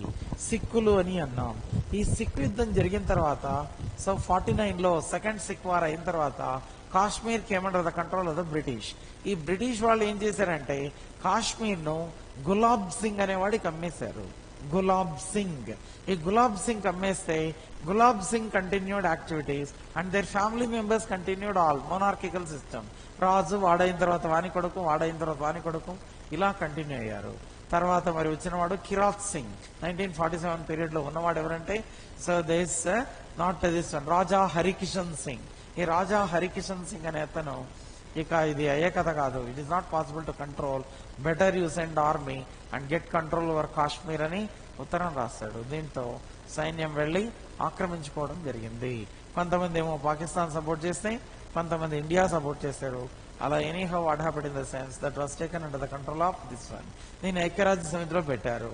సో ఏం పెట్టినా కూడా this India did not accept for that. అలా so at last what happened, it joint hands అన్నాం. దానికి సపరేట్ ఆర్టికల్ 370 పెట్టారు. మళ్ళీ అన్ని అవకాశాలని కల్పించారు. దాన్ని చాలా బాగా చూడడం మొదలు పెట్టారు. కానీ సో టెర్రరిజం పెరిగిపోయింది అక్కడ. This is because of Pakistan. ఈ పాకిస్తాన్ ప్రేరేపించిన టెర్రరిజం అది. పాకిస్తాన్ వాళ్ళు మేము డబ్బులు ఇస్తాం, మీరు గొడవ చేయండి, అక్కడ పోయి మేము డబ్బులు ఇస్తాం, మీరు బ్లాస్ట్ చేయండి. Who will provide money, we're going to provide you money, మేము బయటికి రాము, నువ్వు బ్లాస్ట్ చేయాలా అంతే. అట్లా దాన్నంతా గందరగోళం చేశారు. తర్వాత ఇప్పుడు కామ్ అయిపోయారు. ఎప్పుడైతే it the part and parcel of India అని చెప్పేసి తెలియడం జరిగిందో దెన్ దే కెప్ట్ క్వైట్. ఇక జునాగఢ్ చూసినట్లయితే ఓటింగ్ పెట్టారు. జునాగఢ్ అది కూడా మేము కొంతమంది ఏం చేశారు, పాకిస్తాన్ లో చేరతామని అన్నారు. ఓటింగ్ ఎప్పుడైతే పెట్టారో 80% people decided to join India, Bharat లోనే కలుపుతామని చెప్పేసి కలుస్తామన్నారు. అలా కలిసిపోయింది. ఇక మన నిజాం హైదరాబాద్, ఓకే, మీర్ ఉస్మాన్ అలీ ఖాన్, ఈ రజాకర్ నాయకుడైనటువంటి కాసిం రజ్వీ మాట విని కలపడానికి అంగీకరించలేదు.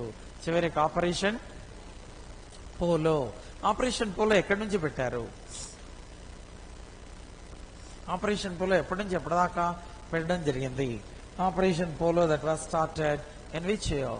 Operation polo is also called operation caterpillar అని అన్నారు. Operation polo is also called operation caterpillar. This is operation polo. Operation polo is also called operation caterpillar. దీన్ని ఆపరేషన్ క్యాటర్పిల్లర్ అని అన్నారు. ఆపరేషన్ పోలోని ఏమని అన్నారంటే ఆపరేషన్ caterpillar అని చెప్పేసి అన్నారు.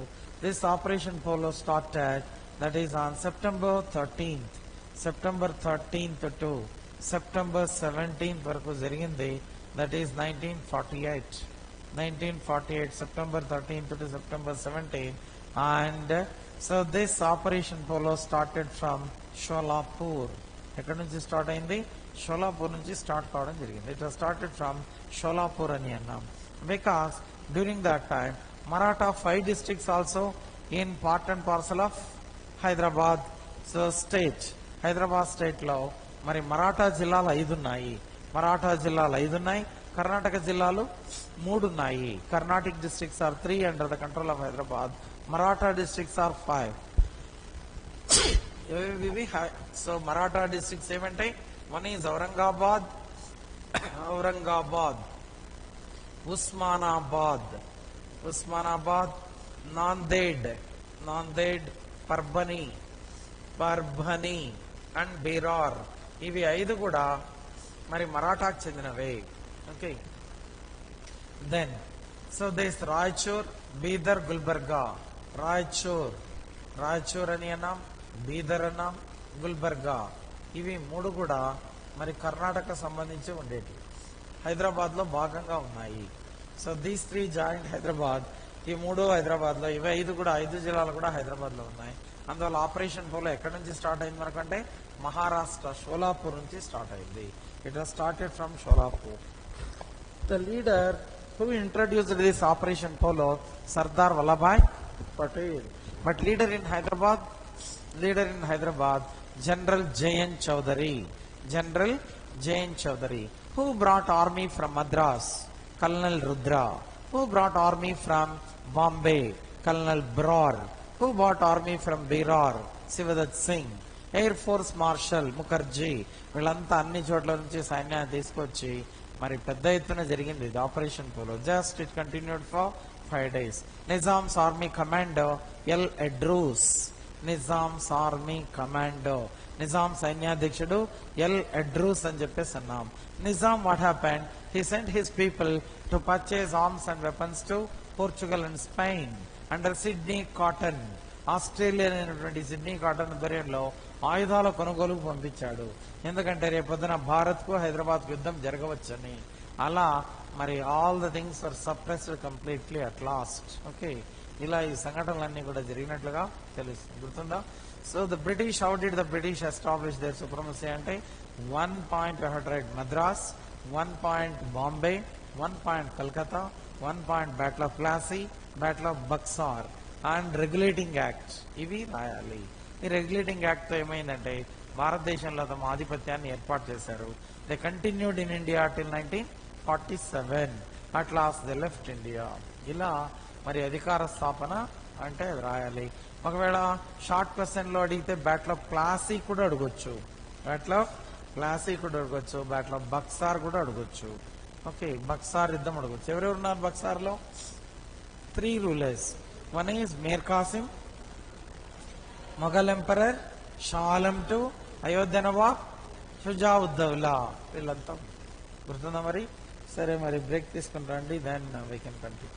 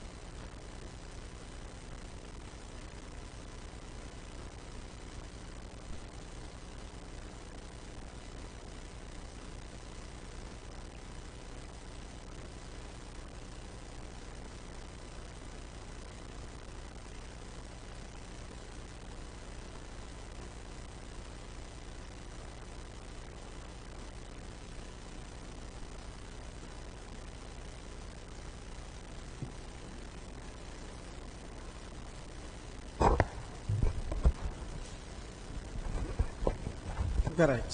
Next one. Next ఏం చూద్దాం. The important area we have seen is how did the British establish their supremacy in India? భారతదేశంలో బ్రిటిష్ వాళ్ళ అధికార స్థాపన ఏ రకంగా జరిగింది అనే అంశాన్ని చూస్తాం. ఓకే, దెన్ 1857 రివోల్ట్ అనేది చూద్దాం. 1857 revolt. What are the causes and consequences of 1857 revolt? Causes and consequences of 1857 revolt. 1857 సిపాయిల తిరుగుబాటుకు గల కారణాలేంటి, అదే రకంగా ఫలితాలేంటి, కాన్సిక్వెన్సెస్ ఫలితాలు ఏమిటి? 1857 సిపాయిల తిరుగుబాటు గల కారణాలు ఏమిటి, ఫలితాలు ఏంటి అని చెప్పేసి that's one the question that may be asked. 1857 సిపాయిల తిరుగుబాటు. 1857 సిపాయిల తిరుగుబాటు. సిపాయిల తిరుగుబాటు అని అన్నారు. 1857 sepoys mutiny. We are calling this one as sepoys mutiny. నేను ఏమని అన్నామంటే సిపాయిస్ మ్యూటినీ అని చెప్పేసి. సిపాయిల తిరుగుబాటు ఎప్పుడు స్టార్ట్ అయింది ఇది? It was started on 10th May 1857 from Meerut. ఇది ఎప్పుడు స్టార్ట్ అయింది అంటే 10వ తేదీ మే నెల. It was started on 10th May. It was started on 10th May 1857 from Meerut. Meerut comes in UP, Uttar Pradesh. 10th May 1857 from Meerut.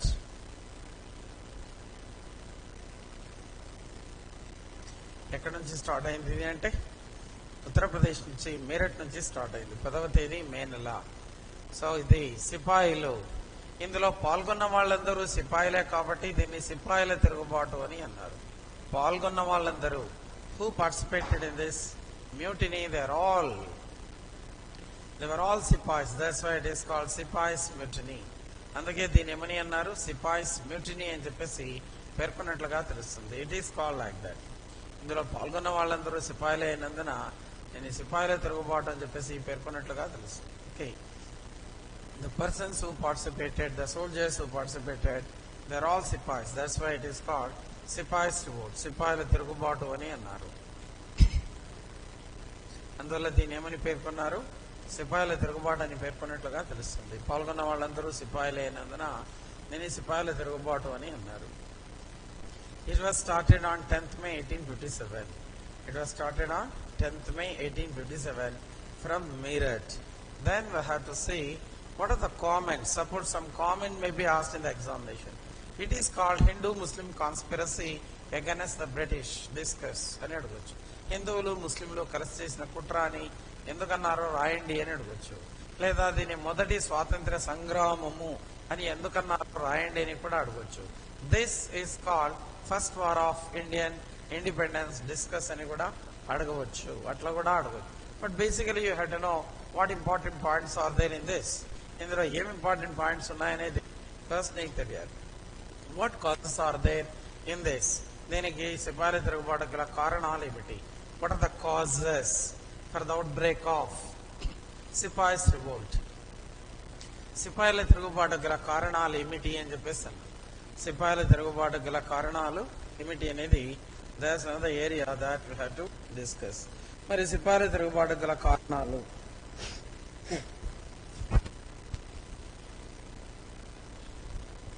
what headings we have to write? First one, administrative causes. పరిపాలనా సంబంధమైన కారణాలు. causes. What causes are there? Administrative causes. Administrative causes అని అన్నాము. Administrative causes పరిపాలనా సంబంధమైన కారణాలు. పరిపాలనా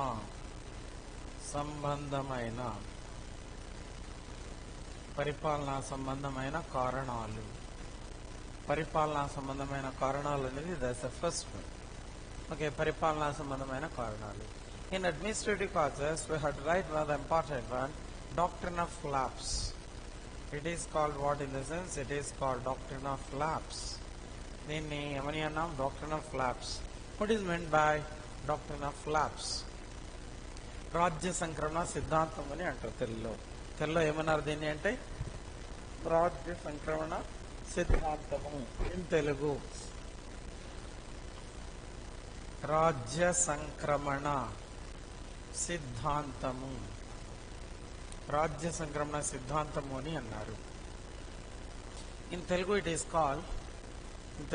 called రాజ్య సంక్రమణ సిద్ధాంతము అని చెప్పేసి అలా పేర్కొన్నారు. What is doctrine of labs? It was introduced in the year 1848 by Lord Dalhousie. Lord Dalhousie introduced this one. Lord Dalhousie introduced this doctrine of lapse. Lord Dalhousie దీన్ని ప్రవేశపెట్టింది, రాజ్య సంక్రమణ సిద్ధాంతాన్ని ప్రవేశపెట్టింది లార్డ్ డల్హౌసీ. ఏ రాజుకైతే వారసులు ఉండరో, ఏ రాజుకైతే పుత్ర సంతానం ఉండదో, okay, the rulers who had no sons, no successors and no legal heir, that province was occupied by the British by applying doctrine of lapse. Okay, you have no sons, no hereditary rulers, no legal heir, that's why we are going to occupy our kingdom and you are paid some pension. నీకేం చేస్తాం? ప్రతి నెల pension ఇస్తాం, నువ్వు ఇక కామ్గా ఉండు, ఎందుకంటే నీకు పుత్ర సంతానం లేదు, నీకు రాజ్యం అవసరం లేదని చెప్పేసి అలా ఆక్యుపై చేయడం మొదలుపెట్టారు. Okay, like that this doctrine of lapse ద్వారా ఆక్యుపై చేసినవి ఏవి అంటే, first place which was occupied was Satara, then Jaitpur, Satara, Jaitpur, Sambalpur, Udaipur, Nagpur,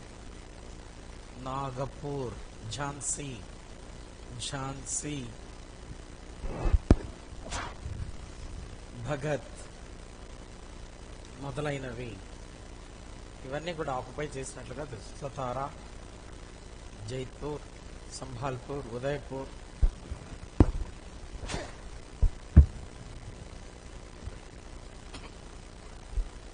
Satara Dashrath, Jaitpur, Sambalpur, Udaipur, Nagpur, Jhansi ఇవన్నీ ఆక్రమించారు. అప్పటిదాకా రాజులు ఉన్నారు. మరి ఆల్ ఆఫ్ ఎ సడన్ ఎప్పుడైతే బ్రిటిష్ అధీనంలోకి వెళ్ళడం జరిగిందో, then they lost all the things, అన్ని కూడా పోగొట్టుకున్నట్లుగా తెలుస్తుంది. ఇటువంటి వాళ్ళు మరి రోడ్డుపైకి రావాల్సిన పరిస్థితి ఏర్పడింది. They last empire and they came on the roads.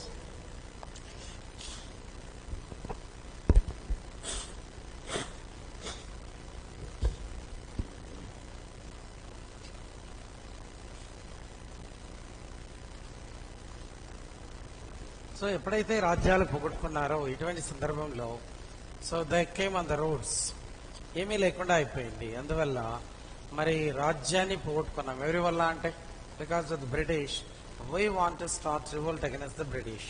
British వాళ్ళకి వ్యతిరేకంగా ఖచ్చితంగా పోరాటం చేయాల్సిందే అని రాజ్యాలు పోగొట్టుకున్న రాజులందరూ నిర్ణయించారు. అలా this became one of the causes for the outbreak of this 1857 revolt, doctrine of labs. ఇక పరిపాలన బాగలేదని, anarchy is prevailing like that they said, they occupied Awadh అనే దాన్ని పరిపాలన బాగలేదని ఆక్రమించారు ఈ రాజులందరూ. మరి so they were ready to start fight against the British to expel them from India. They are ready to expel the British from India. But they said what in the sense, we want unity, we want arms and weapons. Then only it is possible. Otherwise, without unity, without having arms and weapons, without having modern weapons mainly, it is highly impossible to expel the British from India. భారతదేశం నుండి వీళ్ళని ఎల్లగొట్టడం అంత సులభమైతే కాదు. అందువల్ల అధునాతనమైన ఆయుధాలు కావాలి, ఐకమత్యం కావాలి, అప్పుడు మాత్రమే ఇది సాధ్యమవుతుంది. అందువల్ల అందరూ ఏకం కండి అని చెప్పేసి అన్నారు. They people said that all should unite together to expel the British, to send them out from India. భారతదేశం నుండి వీళ్ళని వెళ్ళగొట్టడానికి అందరం ఒకటవ్వాలి అని చెప్పేసి పేర్కొన్నట్లుగా తెలుస్తుంది. సో అడ్మినిస్ట్రేటివ్ కాజెస్ లో you have to remember doctrine of lapse. ఏమన్నాం తెలుగులో? రాజ్య సంక్రమణ సిద్ధాంతం ప్రవేశపెట్టింది 1848. ప్రవేశపెట్టిన వాడు Dalhousie. You know Dalhousie was the governor general from 1848 to 1856 దాకా ఉన్నాడు. 1848 to 1856 Lord Dalhousie was the ruler. So there is a governor general. Lord Dalhousie was the governor general. The last but one. Lord Canning వచ్చే కంటే ముందున్నవాడు ఎవరంటే డల్హౌసీ. డల్హౌసీని ఏమని పిలిచాం? Dalhousie is called father of Indian railways. He is called father of Indian railways అని అన్నాం. Dalhousie is called father of Indian railways because in the period of Dalhousie, railways they were started first time in India. That's in the year 1853. In which year? 1853 only railways were started in India. Okay, Bombay Thane first railway line that was started from Bombay to Thane అని చెప్పేసి అన్నాం. అలా so ఇతన్ని father of Indian railways అని అన్నారు. ఎవరిని? Lord Dalhousie. This lord Dalhousie is called father of Indian railways అని చెప్పేసి అన్నాం. రైట్. సో ఇలా వీళ్ళందరూ రాజ్యాన్ని పోగొట్టుకున్న రాజులందరూ అవకాశం కోసం వేచి ఉన్నారు. ఆయుధాలు సమకూర్చుకోవాలి, ఐకమత్యం తీసుకురావాలి, అప్పుడే వీళ్ళని వెళ్ళగొట్టవచ్చు అనే విధానం వీళ్ళలో ఏర్పడినట్లుగా తెలుస్తుంది. ఇది మరి అడ్మినిస్ట్రేటివ్ కాజెస్ అని అన్నాం. Second one social causes. What social causes? They are there for the outbreak of this one. What social causes they are there? Social causes ఏమున్నాయి అని అన్నట్టయితే సామాజికమైన కారణాలు, సాంఘిక కారణాలు అన్నాం, లేదా దాన్నే సోషల్ కాజెస్ అని అన్నాం. In the society there was no respect to Indians. Social causes. In the society what happened? No respect to Indians. There was no respect to Indians. Social causes lo mari chusinattlaithe in the social causes no respect to Indians. No respect to Indians. భారతీయులకు అసలు గౌరవ మర్యాదలే లేవు. భారతీయులను చిన్న చిన్న ఉద్యోగాల్లో నియమించారు. Small jobs. In small jobs only Indians are appointed, especially sweeping of roads, cleaning of drainages, tune post, clerical posts, etc. only given to Indians, but higher posts are not given to Indians. ఉన్నతమైన పదవులు ఏమైనా ఇచ్చారా అంటే ఒక్క పదవి కూడా ఇవ్వలేదు. ఇచ్చిందంతా రోడ్లు ఊడ్చడం, డ్రైనేజ్ క్లీన్ చేయడం, లేదా క్లరికల్ జాబ్, ప్యూన్ జాబ్, ఇటువంటివి మాత్రమే ఇవ్వడం జరిగింది. కానీ they did not appoint Indians in higher posts. So that brought resentment in the minds of Indians. Indians లో వీళ్ళు ఎంతసేపు మనల్ని బానిసలుగా చూస్తున్నారు, సర్వెంట్స్ గా చూస్తున్నారు తప్ప మరి మనకు గౌరవ మర్యాదలు లేవనే భావన కలిగింది. సోషల్ కాజెస్ అని చెప్పేసి అన్నాం. In the society there was no social respect. సామాజికమైనటువంటి గౌరవ మర్యాదలు లేవు. Social causes. So under the same time, Indians, okay, so there's at the houses of the British, at the houses of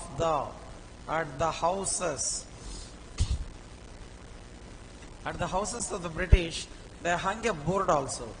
Indians are not allowed. Dogs and Indians are not allowed. కుక్కలకు భారతీయులకు ప్రవేశం లేదని పెట్టారు board. Okay, కుక్కలకు భారతీయులకు ప్రవేశం లేదని board పెట్టారు. ఓకే, మరి చూస్తే మనము కుక్కలకు ప్రవేశం లేదని పెట్టాం. మనం ఏం పెడతాం? బీవేర్ ఆఫ్ డాగ్స్ అని పెడతాం. కుక్కలు ఉన్నాయి జాగ్రత్త అని పెడతాం. మనం ప్రవేశం లేదని అయితే పెట్టాం. మరి చూస్తే వీళ్ళు ఏకంగా ఏం పెట్టారు? They said that dogs and Indians are not allowed అని పెట్టారు. అంటే అప్పటికైంది భారతీయులకు. అంటే మనల్ని వీళ్ళు కుక్కల కంటే కూడా హీనంగా చూస్తున్నారు. వీళ్ళు వచ్చింది వర్తక వ్యాపారాలకు, మరి చూసేది ఇంత హీనంగా చూస్తున్నారా మనల్ని అనే భావన వీళ్ళలో బలంగా ఏర్పడింది. సోషల్ కాజెస్ అని చెప్పేసి ఉన్నాం. సోషల్ కాజెస్ గుర్తుందా? ఈ సోషల్ కాజెస్ అనేటి మరి that also became another causes. అన్ని అపాయింట్మెంట్స్ అన్ని lower category jobs. Lower category jobs only given to Indians. చిన్న చిన్న ఉద్యోగాలు ఇచ్చారు. చిన్న ఉద్యోగాలు ఇవ్వడం అనేది జరిగింది.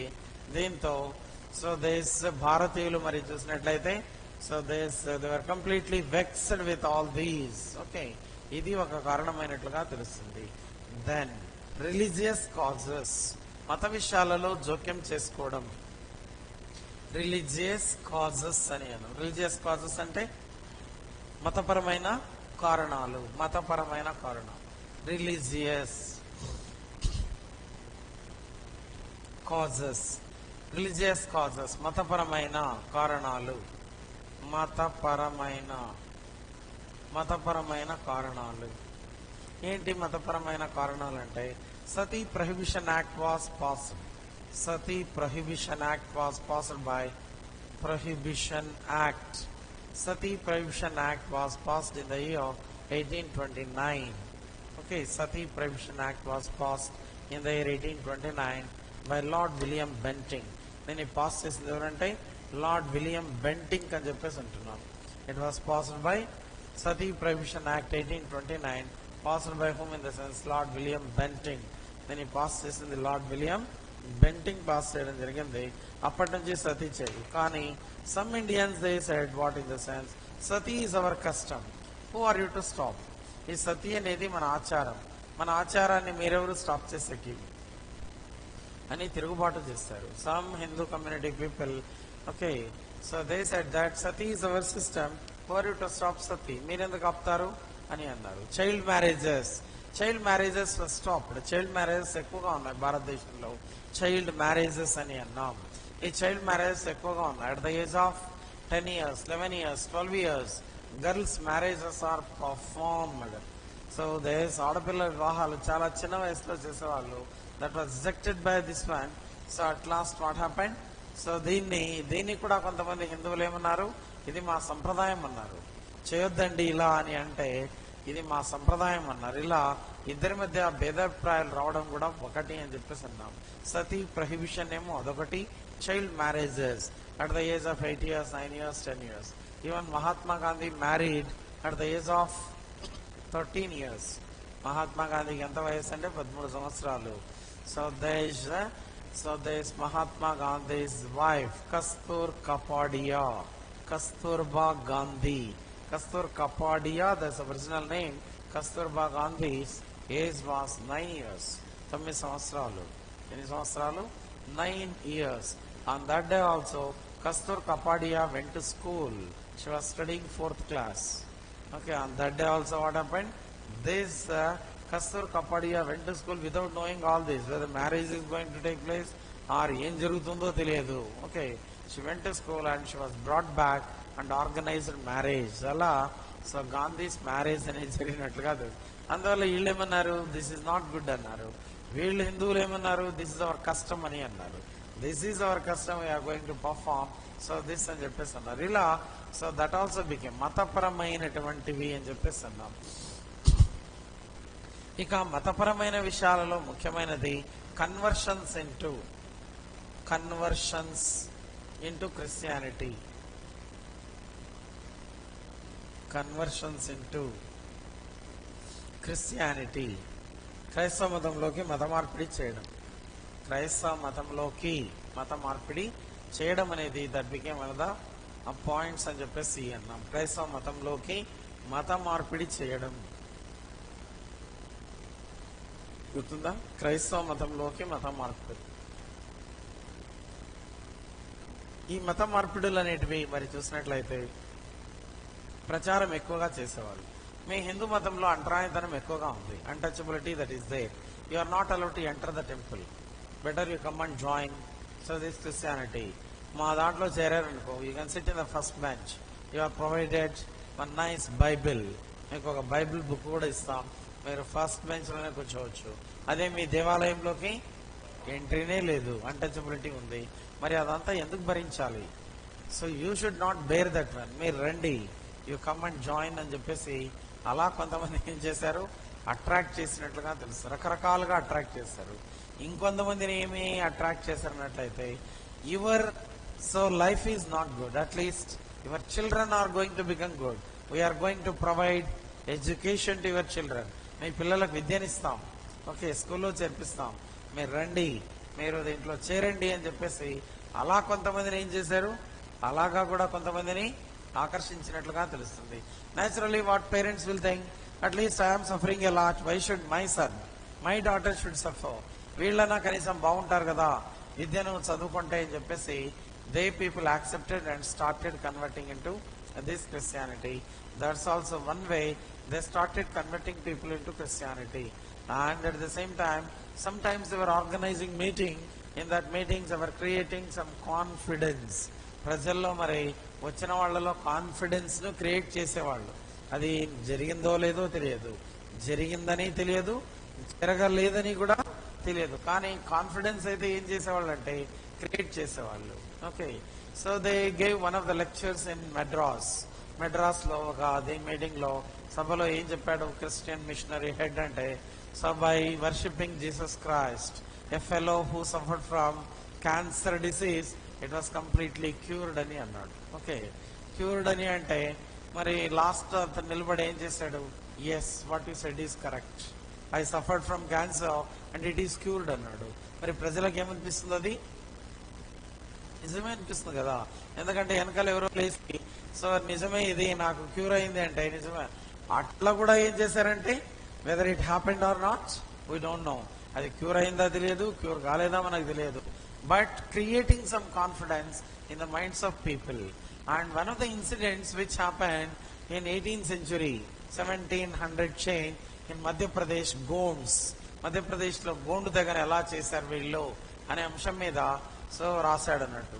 ఏం చేశాడు అన్నట్లయితే, so vehicles did not exist during that time, వీళ్ళ ట్రక్స్ మాత్రమే ఉన్నాయి, వీళ్ళు అప్పటికే కొత్తగా ట్రక్ వచ్చాయి అంటే వెహికల్స్ వచ్చాయి, సో జీప్స్ మాదిరి, so they open top trucks వచ్చాయి అన్నట్టు, దానికి కవరింగ్ ఉండదు, అటువంటి ట్రక్స్ అని కూడా ప్రవేశపెట్టారంట ఫస్ట్. ఇంకా అప్పుడప్పుడే బ్రిటన్, కొన్ని కంట్రీస్ జర్మనీ, ఫ్రాన్స్ అట్లా. మరి బ్రిటిషర్స్ ఇక్కడ కూడా ఉన్నారు కాబట్టి సో ఇక్కడ కూడా తీసుకొచ్చారు దాన్ని, vehicle that was brought. And what happened, they wanted to convert people. అటువంటి సందర్భంలో so what happened in the sense they took so this truck and went to some region, ఈ గోండ్స్ రీజియన్ కు గోండి లాంగ్వేజ్ వచ్చిన వాళ్ళని తీసుకొని అలా మరి వెళ్ళడం అనేది జరిగింది. వెళ్ళి మరి మాట్లాడారు వాళ్ళతో, మీరంతా ఇలా చేరాలి అది ఇది అని చెప్పి మాట్లాడడం జరిగింది. ఇక వాళ్ళని ఎలా మార్చాలి అని చెప్పేసి అర్థం కాలేదు. అందువల్ల సరే మాకు సంబంధించిన ఒక సో స్పిరిచువల్ సెంటర్ ఉంది, అక్కడ వెళదాం, మీరంతా బయలుదేరండి అని చెప్పేసి ఆ ట్రక్ లో కొంతమంది మత పెద్దలు ఎవరైతే ఉన్నారో వాళ్ళందరినీ, కొంతమందిని ఇంపార్టెంట్ వాళ్ళని కూర్చోబెట్టారు. తీసుకెళ్తూ స్విచ్ ఆఫ్ చేశారు. ఇంజన్ వాస్ పుట్ ఆఫ్, ఆగిపోయింది. ఓకే, ఏమో ఆగిపోయింది వెహికల్, మీ రాముడిని ప్రార్థించండి అన్నారు. మీ రాముడిని ప్రార్థించండి అంటే రాముడిని ప్రార్థిస్తే ఎట్లా స్టార్ట్ అవుతుంది అది? Is it possible? It is not possible. Okay, then they asked you pray Jesus Christ, switch on చేశారు, ముందుకు నడిపారు. Automatically what happened, so creation జరిగింది. అఫ్ కోర్స్ మరి మతాతీతమైన దేశం కాబట్టి ఇవన్నీ అవసరం లేదు, ఎందుకంటే India is a secular country, ఎవరి ఇష్టం వాళ్ళది, ఏ మతంలో అయినా ఉండవచ్చు, ఏ దేంట్లో అయినా. Mahatma Gandhi son, okay, Harilal Gandhi what happened, so he changed, converted into Islam మతానికి వెళ్తాడు. వాళ్ళ నాన్నను ప్రశ్నిస్తాడు, ఏం నాన్న ఎప్పుడైనా స్కూల్కి వచ్చి చూసావా, నాకు ఎన్ని మార్కులు వచ్చావో విచారించావా, దేశం బట్టి తిరుగుతున్నావు, కుటుంబం నాశనం అయింది అన్నాడు. మేమేం చదువుకున్నా, ఏం చదువుకోలేదు, నాకు మార్కులు వచ్చాయా, రాలేదు, ఫెయిల్ అయ్యా 4 సబ్జెక్టులు, ఎవరి వల్ల, ఏనాడు నువ్వు అడగలేదు, ఏనాడు కూర్చోబెట్టుకొని చెప్పలేదు, క్వశ్చన్ చేయలేదు అని చెప్పి వాళ్ళ ఫాదర్తో ఆర్గ్యూ చేశాడు. చివరికి ముస్లిం మతంలో జాయిన్ వెళ్ళి తర్వాత ముస్లిం మతం నుండి మళ్ళీ హిందూ మతంలోకి వచ్చాడు. అట్లు అంటే one should take care of even the members who are existing in the family. Otherwise when we are living we are not taking care of our kith and kin, near and dear. So వీళ్ళని మనమే చూసుకోలేదు అనుకో, వేరే వాళ్ళకి ఏం పట్టింది? ఇప్పుడు brother ఉన్నాడు, సో బ్రదర్ ఒక స్థాయిలో ఉన్నాడు, అరే నా తమ్ముడు హైదరాబాద్ లో చదువుతున్నాడని, that he should feel responsibility. Father అయినా బ్రదర్ అయినా ఇంకోరైనా feel responsibility and assist. So దానికి ఏం కావాలి, ఎస్ వీడు ఉన్నాడు, వీడు రేపొద్దున మంచి ఉద్యోగానికి వెళ్తే మనకు కూడా బాగుంటుంది, ఎస్ నా తమ్ముడు గ్రూప్ 1 ఆఫీసర్ అని చెప్పుకోవచ్చు. సహాయం చేసే గుణం అనేది ఉండాలి.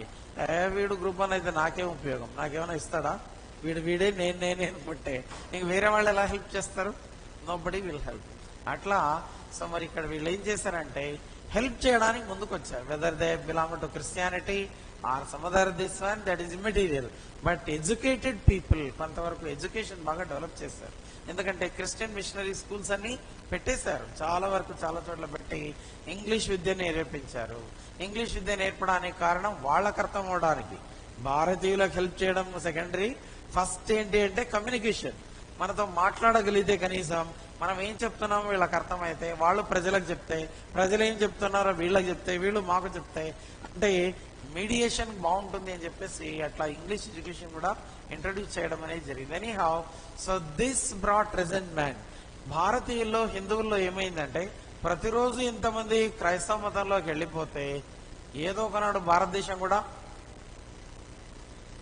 క్రిస్టియానిటీ పెరిగిపోతుంది, క్రైస్తవ రాజ్యంగా మారిపోతుంది. అప్పుడు మన రామాయణం ఏమైపోవాలి, మహాభారతం అనేది ఏమైపోవాలి, మన పండుగలు పబ్బాలు ఏమైపోవాలి. అందువల్ల as early as possible we have to send them out. వీళ్ళ మతం వద్దు, వీళ్ళ కథ వద్దు, ఎలా అలాగా ఎప్పటి నుంచినో ఉన్నాం, ఇప్పుడు ఉంటాం, ఎప్పుడు ఉంటాం, వీళ్ళు మాత్రం ఉండొద్దు మా దగ్గర అని చెప్పేసి they decided to expel them from India. భారతదేశం నుంచి ఎలాగైనా వీళ్ళను పంపాలనే ఆలోచనకు వచ్చినట్లుగా. Like that religious causes also played important role. First one we have seen administrative causes, second one social causes, third one religious causes, fourth one economic causes. ఇవి చాలా ముఖ్యమైనవి, ఎకనమిక్ కాజెస్ అన్నాం. In this we are going to see 3 headings. ఇందులో 3 headings చూస్తాం మనం economic causes లో. Economic causes. In economic causes we are going to 3 headings. One is economic exploitation, ఆర్థిక దోపిడీ. ఎకనమిక్ ఎక్స్ప్లాయిటేషన్, ఎకనమిక్ ఎక్స్ప్లాయిటేషన్, ఆర్థిక దోపిడీ చేశారు. ఏమైతే భారతదేశంలో దొరుకుతున్నాయో అవన్నీ మొత్తం ఇతర దేశాలకు పంపడం లేదా బ్రిటన్ పంపడం ఇలా చేశారు. ఎకనమిక్ ఎక్స్ప్లాయిటేషన్ అని అన్నాం. That is one of the reasons. ఇలా రోజు జరిగితే మనం ఏమైపోవాలనే భావన కలిగింది. That is one of the important one. Second one, they established industries in India. They established industries in India. Because of their big industries in India, cottage industries were closed down. Cottage industries which existed, they were completely closed down. They were completely closed. Cottage industry, కుటీర పరిశ్రమలన్నీ మూతపడ్డాయి. కుటీర పరిశ్రమలో పనిచేసే వాళ్ళు నిరుద్యోగులయ్యారు, తిండి లేకుండా పోయింది. Okay, so వీళ్ళు ఎప్పుడైతే మరి ఇండస్ట్రీస్ పెట్టారో, పెద్ద పెద్ద ఇండస్ట్రీస్ పెట్టారో, చిన్న వాళ్ళు బతకడం కష్టమైపోయింది. The workers who are working, the labourers who are working in these industries lost employment and they completely lost livelihood. Bread and butter, తిండి లేకుండా పోయింది వాళ్ళకు. ఎందువల్ల అంటే ఇంతకుముందు ఏదో చిన్న దీంట్లో పనిచేసే వాళ్ళు కొంత శాలరీ వచ్చేది, ఇప్పుడు ఇది మూతపడిపోయింది. మూతపడిపోయిన తర్వాత ఇంకెక్కడ చేయాలి, వేరే వాళ్ళు తీసుకోవట్లేదు, మరి కూలీకి వెళ్ళాలి, లేదంటే తిండి లేదు. అలా చాలా మంది సో ఆ రకంగా సఫర్ అయ్యారు. That also became one of the causes for this. Then coming to agriculture, commercialization of agriculture. Commercialization of agriculture that was started. Previously in India, main first importance was given to food grains.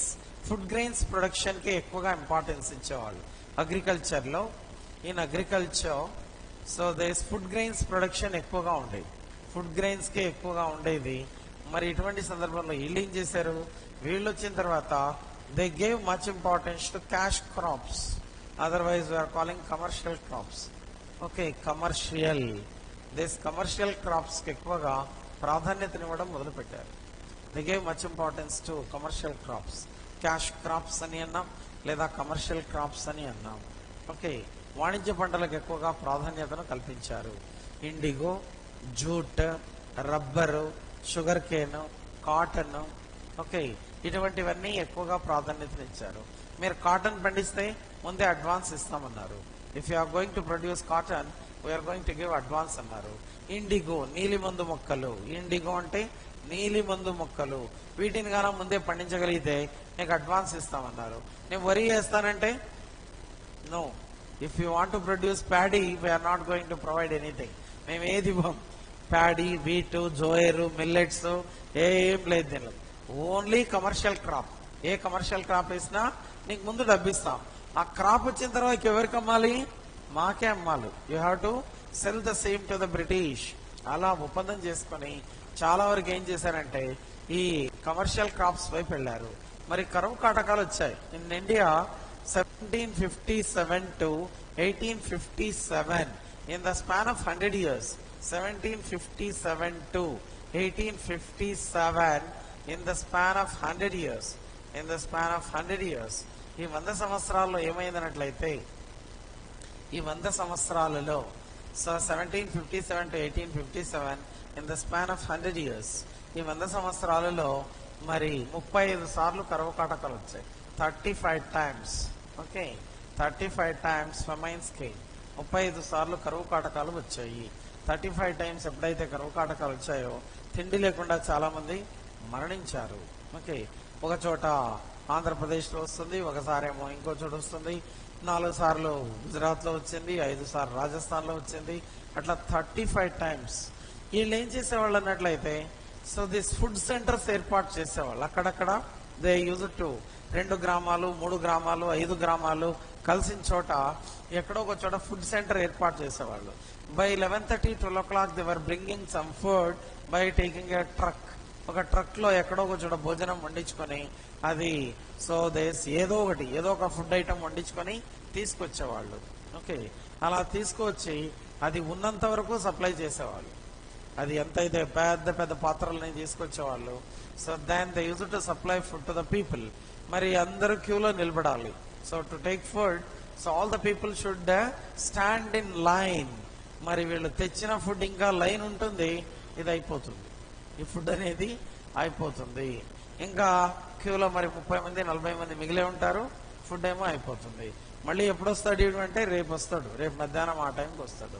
అప్పటిదాకా అని పరిస్థితి. తిండి పెట్టేవాళ్ళు ఎవరు ఉన్నారంటే ఎవరు లేరు. పోనీ ఏదైనా క్యారియర్లో ఇంకొంచెం పెట్టించుకోవచ్చా అంటే లేదు. Okay, what ever the food, limited food పెట్టేవాళ్ళు. మామూలుగా 2 స్పూన్స్ వేసేవాళ్ళు అంతే, అది ఎంత పడితే అంత వేసేవాళ్ళు అంతే, ఎగైన్ మళ్ళీ వేసేవాళ్ళు కాదు. అట్లా so that's the thing which happened. మరి దీనికి కారణం ఏంటంటే వీళ్ళు ప్రవేశపెట్టిన కమర్షియల్ క్రాప్స్. వీళ్ళు ఇండిగో కానీ, జూట్ కానీ, రబ్బర్ కానీ, కాటన్ కానీ ఇవన్నీ పండించకుండా కావలసినన్ని ఫుడ్ గ్రెయిన్స్ పండించారనుకో ఈ పరిస్థితి వచ్చేది కాదు, అందరికీ కూడా అన్ని లభ్యమయ్యేవి. కానీ ఇప్పుడేమైందంటే so it became costly. Food grains కొనాలన్నా కూడా కాస్ట్లీ అయిపోయింది. జమీందార్స్ ఏమని అన్నారంటే, zamindars they said that we are going to provide food.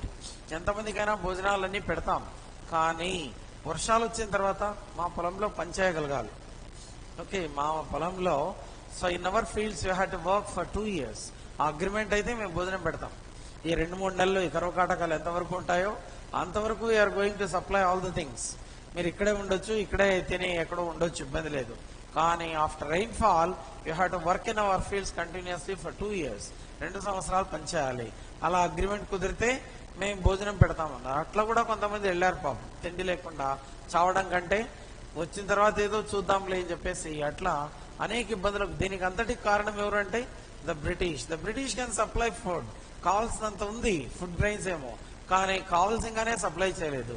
వీళ్ళకి సప్లై చేయడం వల్ల మనకేమొస్తుంది, సస్తే చచ్చాడనుకోండి. Okay, Indians death is not at all considered అంటాడు. మనిషి అనేవాడు చనిపోతే అసలు లెక్కనే లేదు వాడికి. అందువల్ల వాడు పట్టించుకోలేదు. సో ఎంతమంది చనిపోయినా కూడా మనకి లెక్క లేకుండా అయిపోయింది. Like that so this economic causes that became one of the important causes అని చెప్పేసి అన్నాం. ఈ కాటేజ్ ఇండస్ట్రీస్ మూతపడ్డం. అదే రకంగా మరి చూసినట్లయితే so this commercialisation of agriculture అని చెప్పేసి అన్నాం. ఫుడ్ గ్రెయిన్స్ ప్రొడక్షన్ లేకుండా పోవడం, కరువు కాటకాలు రావడం, ఇట్లా ఇదంతా కూడా all these causes so let what in the sense brought unity among people. దీనికంతా కారణం ఈ బ్రిటిష్ వాళ్ళు. అందువల్ల వీళ్ళని ఎల్లగొట్టాలంటే ఐకమత్యం రావాలి. We have to unite together to expel them from India.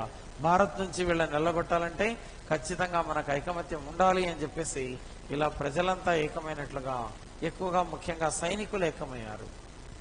Then so one of the causes for the outbreak of this one, military causes. In the military causes they introduce Enfield rifles. Enfield rifles ని introduce చేశారు. Enfield తుపాకులు అని అన్నాం. Military causes, military కారణాలు, military causes. ఈ military causes లో they introduce Enfield rifles. వీళ్ళు ఏం చేశారంటే ఎన్ఫీల్డ్ తుపాకులను ప్రవేశపెట్టారు. They introduced Enfield rifles. Enfield rifles were introduced by the British and గ్రీజ్డ్ bullets. Greased bullets are used. ఈ గ్రీజ్డ్ బుల్లెట్స్ ని ప్రవేశపెట్టారు. దీనికి ఆవు కొవ్వు పంది కొవ్వు పూసారనే వదంతులు ఏర్పడ్డాయి. So they are applied with fat of pig and fat of cow. Cow is very holy animal to Hindus and pig is very worst animal to Muslims. Whenever this sachet was given, 12 bullets are loaded in that sachet. ఒక cloth cover ఇచ్చేవాళ్ళు, దాంట్లో 12 బుల్లెట్లు ఉండేటివి, అట్లాంటివి supply చేసేవాళ్ళు. When they want to open they have to bite it and open. దాన్ని నోట్లో పెట్టుకొని తీయాల్సి వచ్చేది. మరి ఇటువంటి సందర్భంలో దాన్ని నోట్లో పెట్టుకోవాలంటే ఏం పూసేదానికంటే గ్రీజ్డ్ బుల్లెట్స్ ఉన్నాయి అందులో. దానివల్ల ఆవేమో పవిత్రమైన జంతువు, అదే రకంగా so pig is very worst animal to Muslims. That's why both rejected to use this bullets అని చెప్పేసి అన్నాం. ఇక చూసినట్లయితే so this general services enlistment act was passed. General services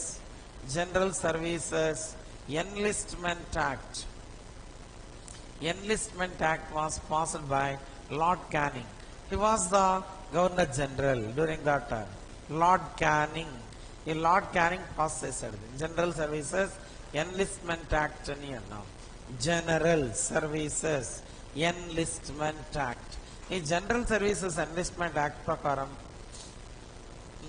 so అలాగే రాశాడు. జనరల్ సర్వీసెస్ ఎన్లిస్ట్మెంట్ యాక్ట్ అనే రాశాడు దాన్ని. ఓకే, జనరల్ సర్వీసెస్ ఎన్లిస్ట్మెంట్ చట్టము అని రాశాడు. జనరల్ సర్వీసెస్ సాధారణ చట్టం. So originally it is general services enlistment act అనేది పాస్ చేసి ఏం చేశారన్నట్లయితే ఎవ్రీ ఇండియన్ సోల్జర్, ప్రతి భారతీయ సైనికుడు కూడా every Indian soldier has to work in British colonies for 2 years.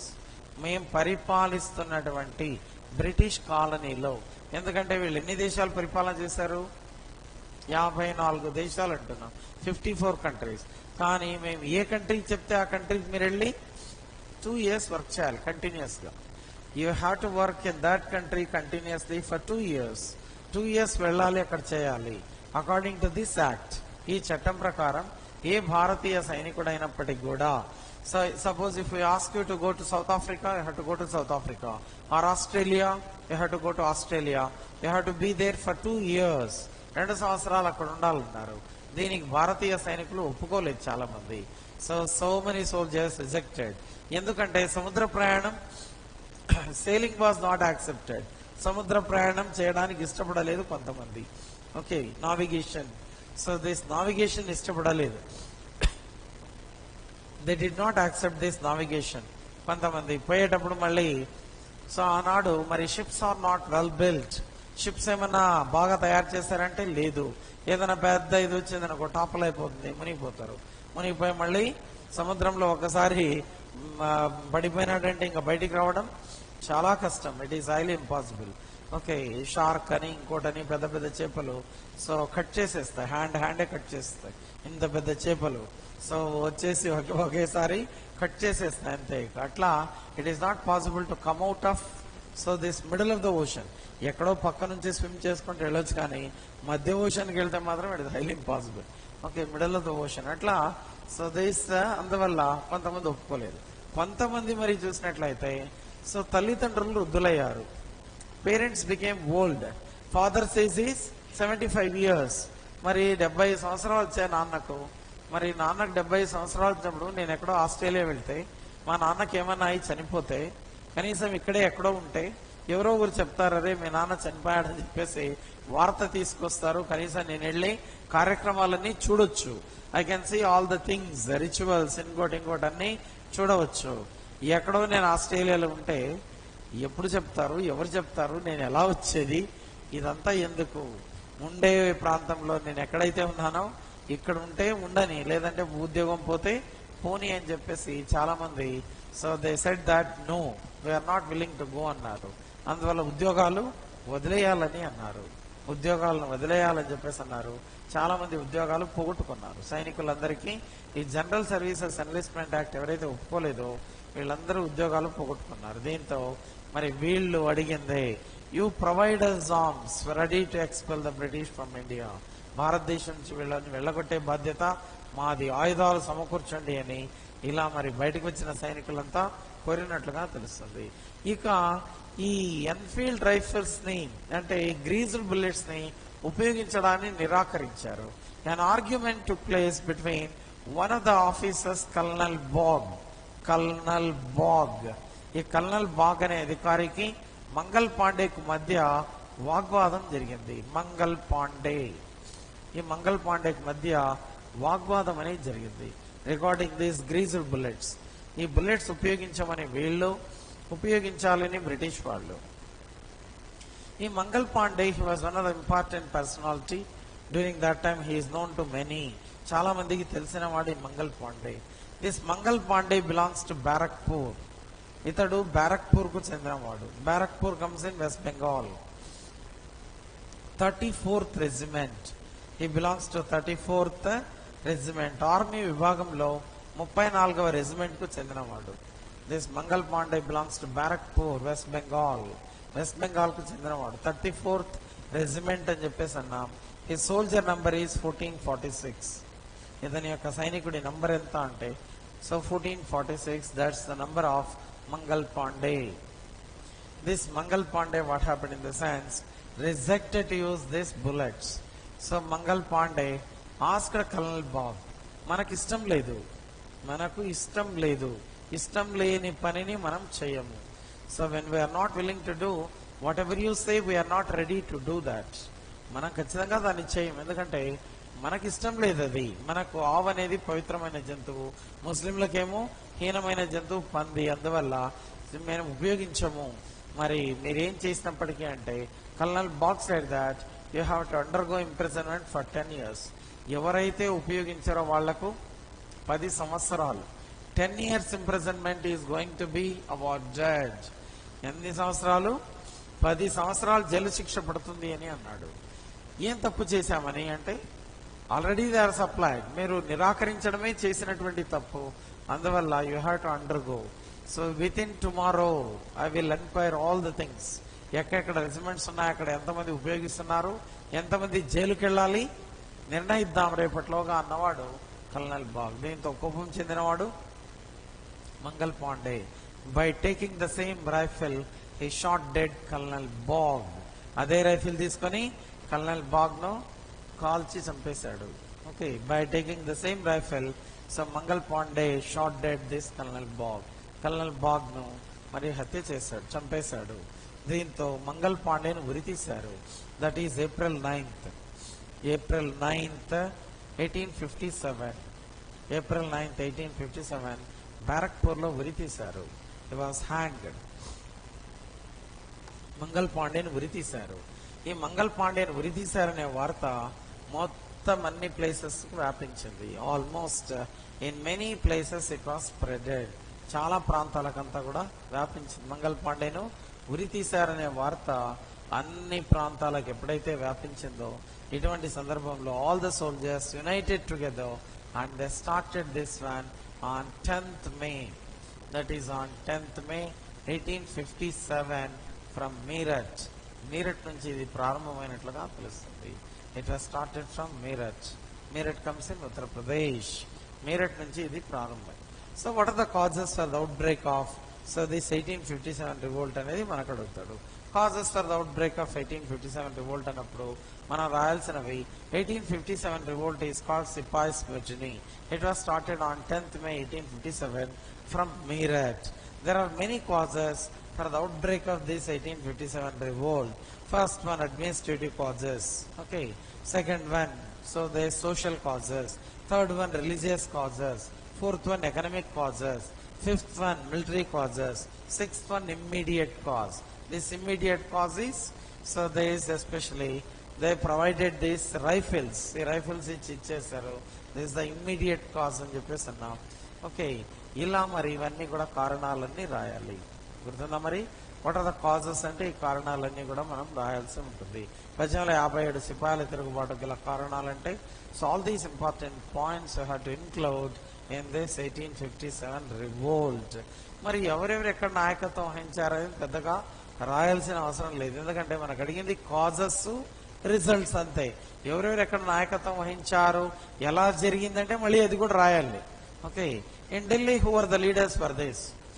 ఢిల్లీలో దీనికి నాయకత్వం వహించింది last Mughal emperor Bahadur Shah II, రెండవ బహదూర్ షా మరియు అతని కమాండర్ భక్త ఖాన్. ఢిల్లీలో దీనికి నాయకత్వం వహించింది బహదూర్ షా II అండ్ భక్త ఖాన్, వీళ్ళిద్దరూ నాయకత్వం వహించారు. Jhansi Lakshmibai. Jhansi Lakshmibai's original name Manikarnika, husband's name Gangadhara Rao. Okay, so this adopted son Damodar Rao, adopted son Damodar Rao. గుర్తుందా? ఇన్ కాన్పూర్ లో నాయకత్వం వహించింది Nana Sahib and Tantia Tope. One is Nana Sahib and one is Tantia Tope. They were the leaders in Kanpur లో నాయకత్వం వహించడం జరిగింది. In Lucknow Begum Hazrat Mahal. In Assam, Diwan Maniram Datta. Haryana, Rao Tularam. In Rajasthan, Jaydayal Singh, Hardayal Singh. In Odisha, Ujjwala Sahi, Surendra Sahi. In Hyderabad, Chidda Khan, Turrebaz Khan, Maulvi Alauddin. అంటే నాయకులు మనకేం అడగలేదు కాబట్టి మనం అన్ని చూడట్లేదు. ఒకవేళ నాయకులు ఎవరెవరు అంటే అది కూడా రాయాలి, కానీ అడిగే అవకాశం అనేది ఉండదు, ఎందుకంటే నాయకులు ఎవరెవరు ఎక్కడ ఏంటి అనేది అడగకపోవచ్చు మనకి ఎగ్జామినేషన్. సో హైదరాబాద్ లో కూడా నాయకత్వం వహించింది ఎవరంటే చిడ్డా ఖాన్. ఈ చిడ్డా ఖాన్ ను బ్రిటిష్ రెసిడెన్సీలో బంధించారు. ఇతన్ని విడుదల చేసుకోవాలని 500 రొహిల్లాలతో 500 మంది రొహిల్లాలతో ఈ బ్రిటిష్ రెసిడెన్సీపై దాడి చేసింది. Okay, Maulvi Alauddin one of the so this Turrebaz Khan, వీళ్ళిద్దరూ అటాక్ చేశారు. ఓకే, 500 మంది రొహిల్లాలతో చివరికి మరి ఓడిపోయారు. 25 మంది రొహిల్లాలు మరణించారు. 25 Rohillas they lost their lives in this and these two were captured. ఈ నాయకులిద్దరిని బంధించారు.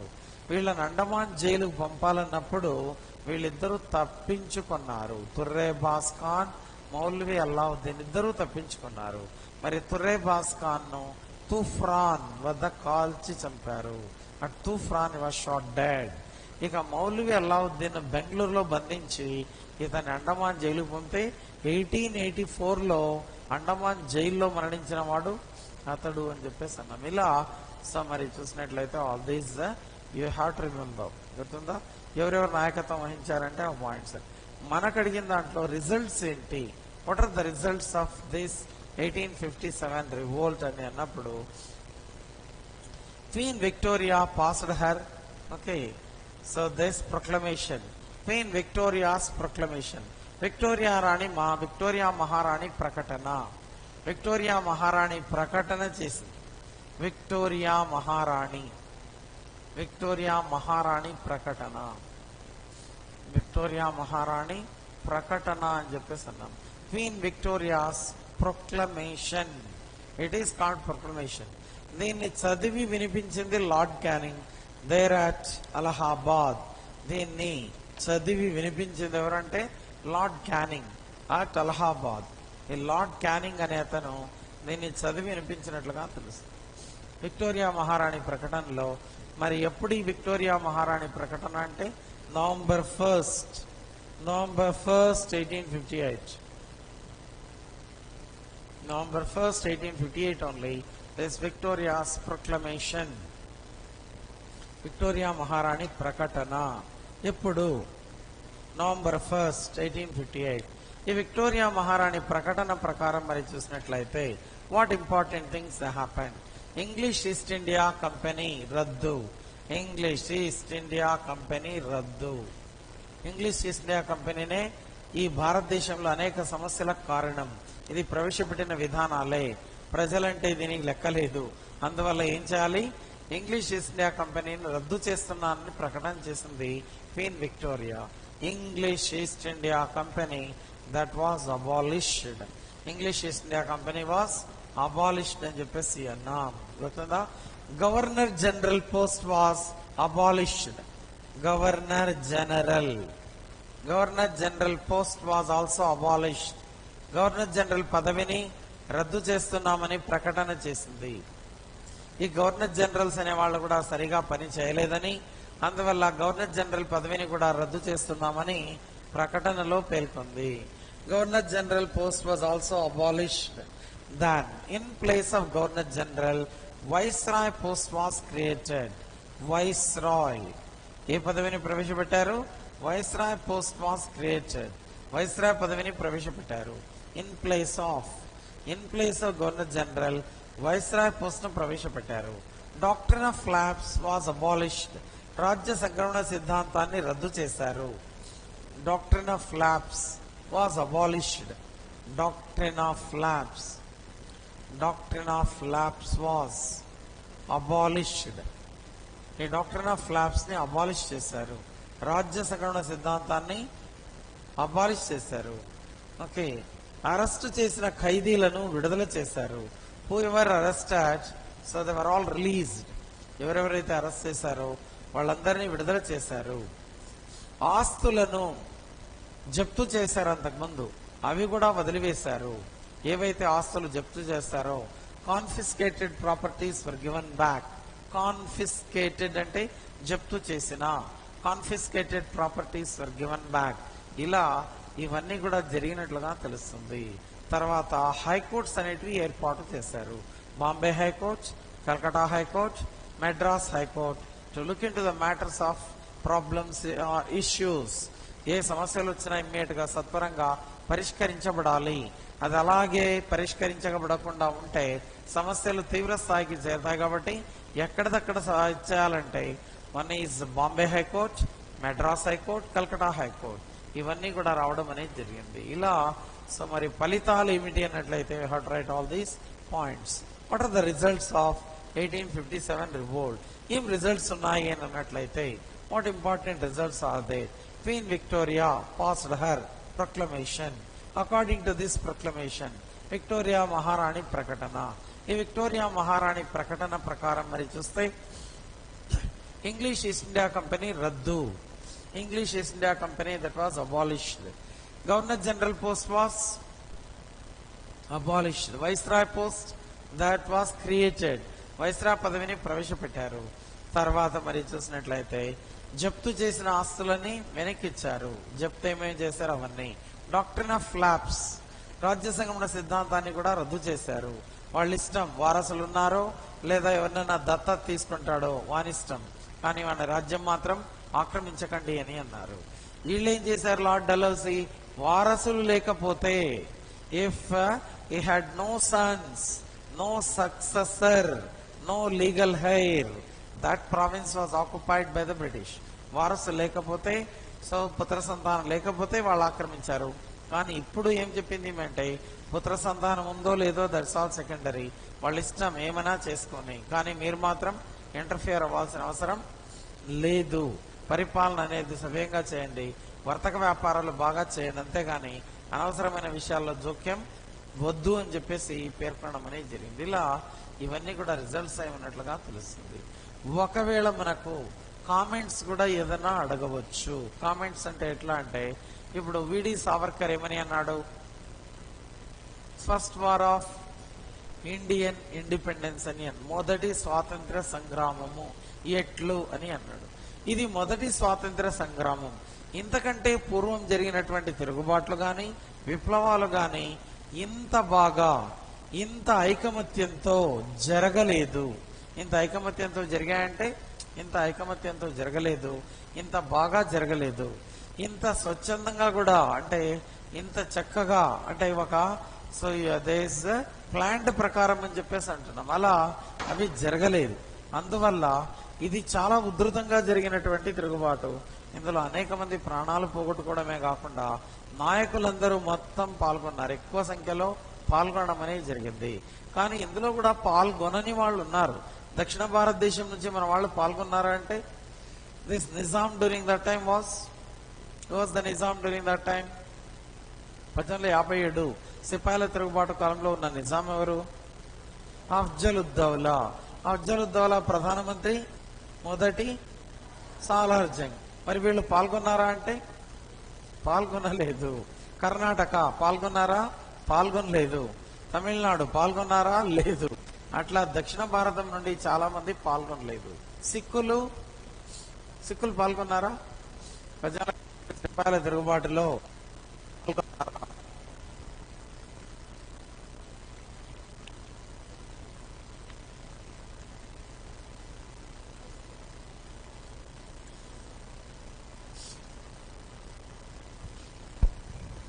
ప్రజల 57 సిపాయిల తిరుగుబాటులో సిక్కులు కూడా పాల్గొనలేదు. ఎందుకంటే సిక్కు గురువులను ఉరి తీసిన వాళ్ళు మొఘల్ చక్రవర్తులు. సో ఈ దీంట్లో సిపాయిలు ఎవరిని భారత చక్రవర్తిగా ప్రకటించారు? రెండవ బహదూర్ షా. ఎప్పుడైతే భారత చక్రవర్తిగా రెండవ బహదూర్ షా, చివరి మొఘల్ చక్రవర్తి రెండవ బహదూర్ షా, ఈ రెండవ బహదూర్ షాను ప్రకటన చేశాడు. ఈ రెండవ బహదూర్ షాను ఎప్పుడైతే మొఘల్ చక్రవర్తిగా ప్రకటించారో సిక్కులు ఒప్పుకోలేదు. మొఘల్ చక్రవర్తులకు మేము సహాయం చేయమన్నారు. ఎందుకంటే మా గురువులను ఉరి తీశారు వీళ్ళు, అందువల్ల మేమెందుకు వీళ్లకు సహాయ సహకారాలు అందించాలి, అందువల్ల మేము సహకరించము అని చెప్పేసి they did not support six army they did not support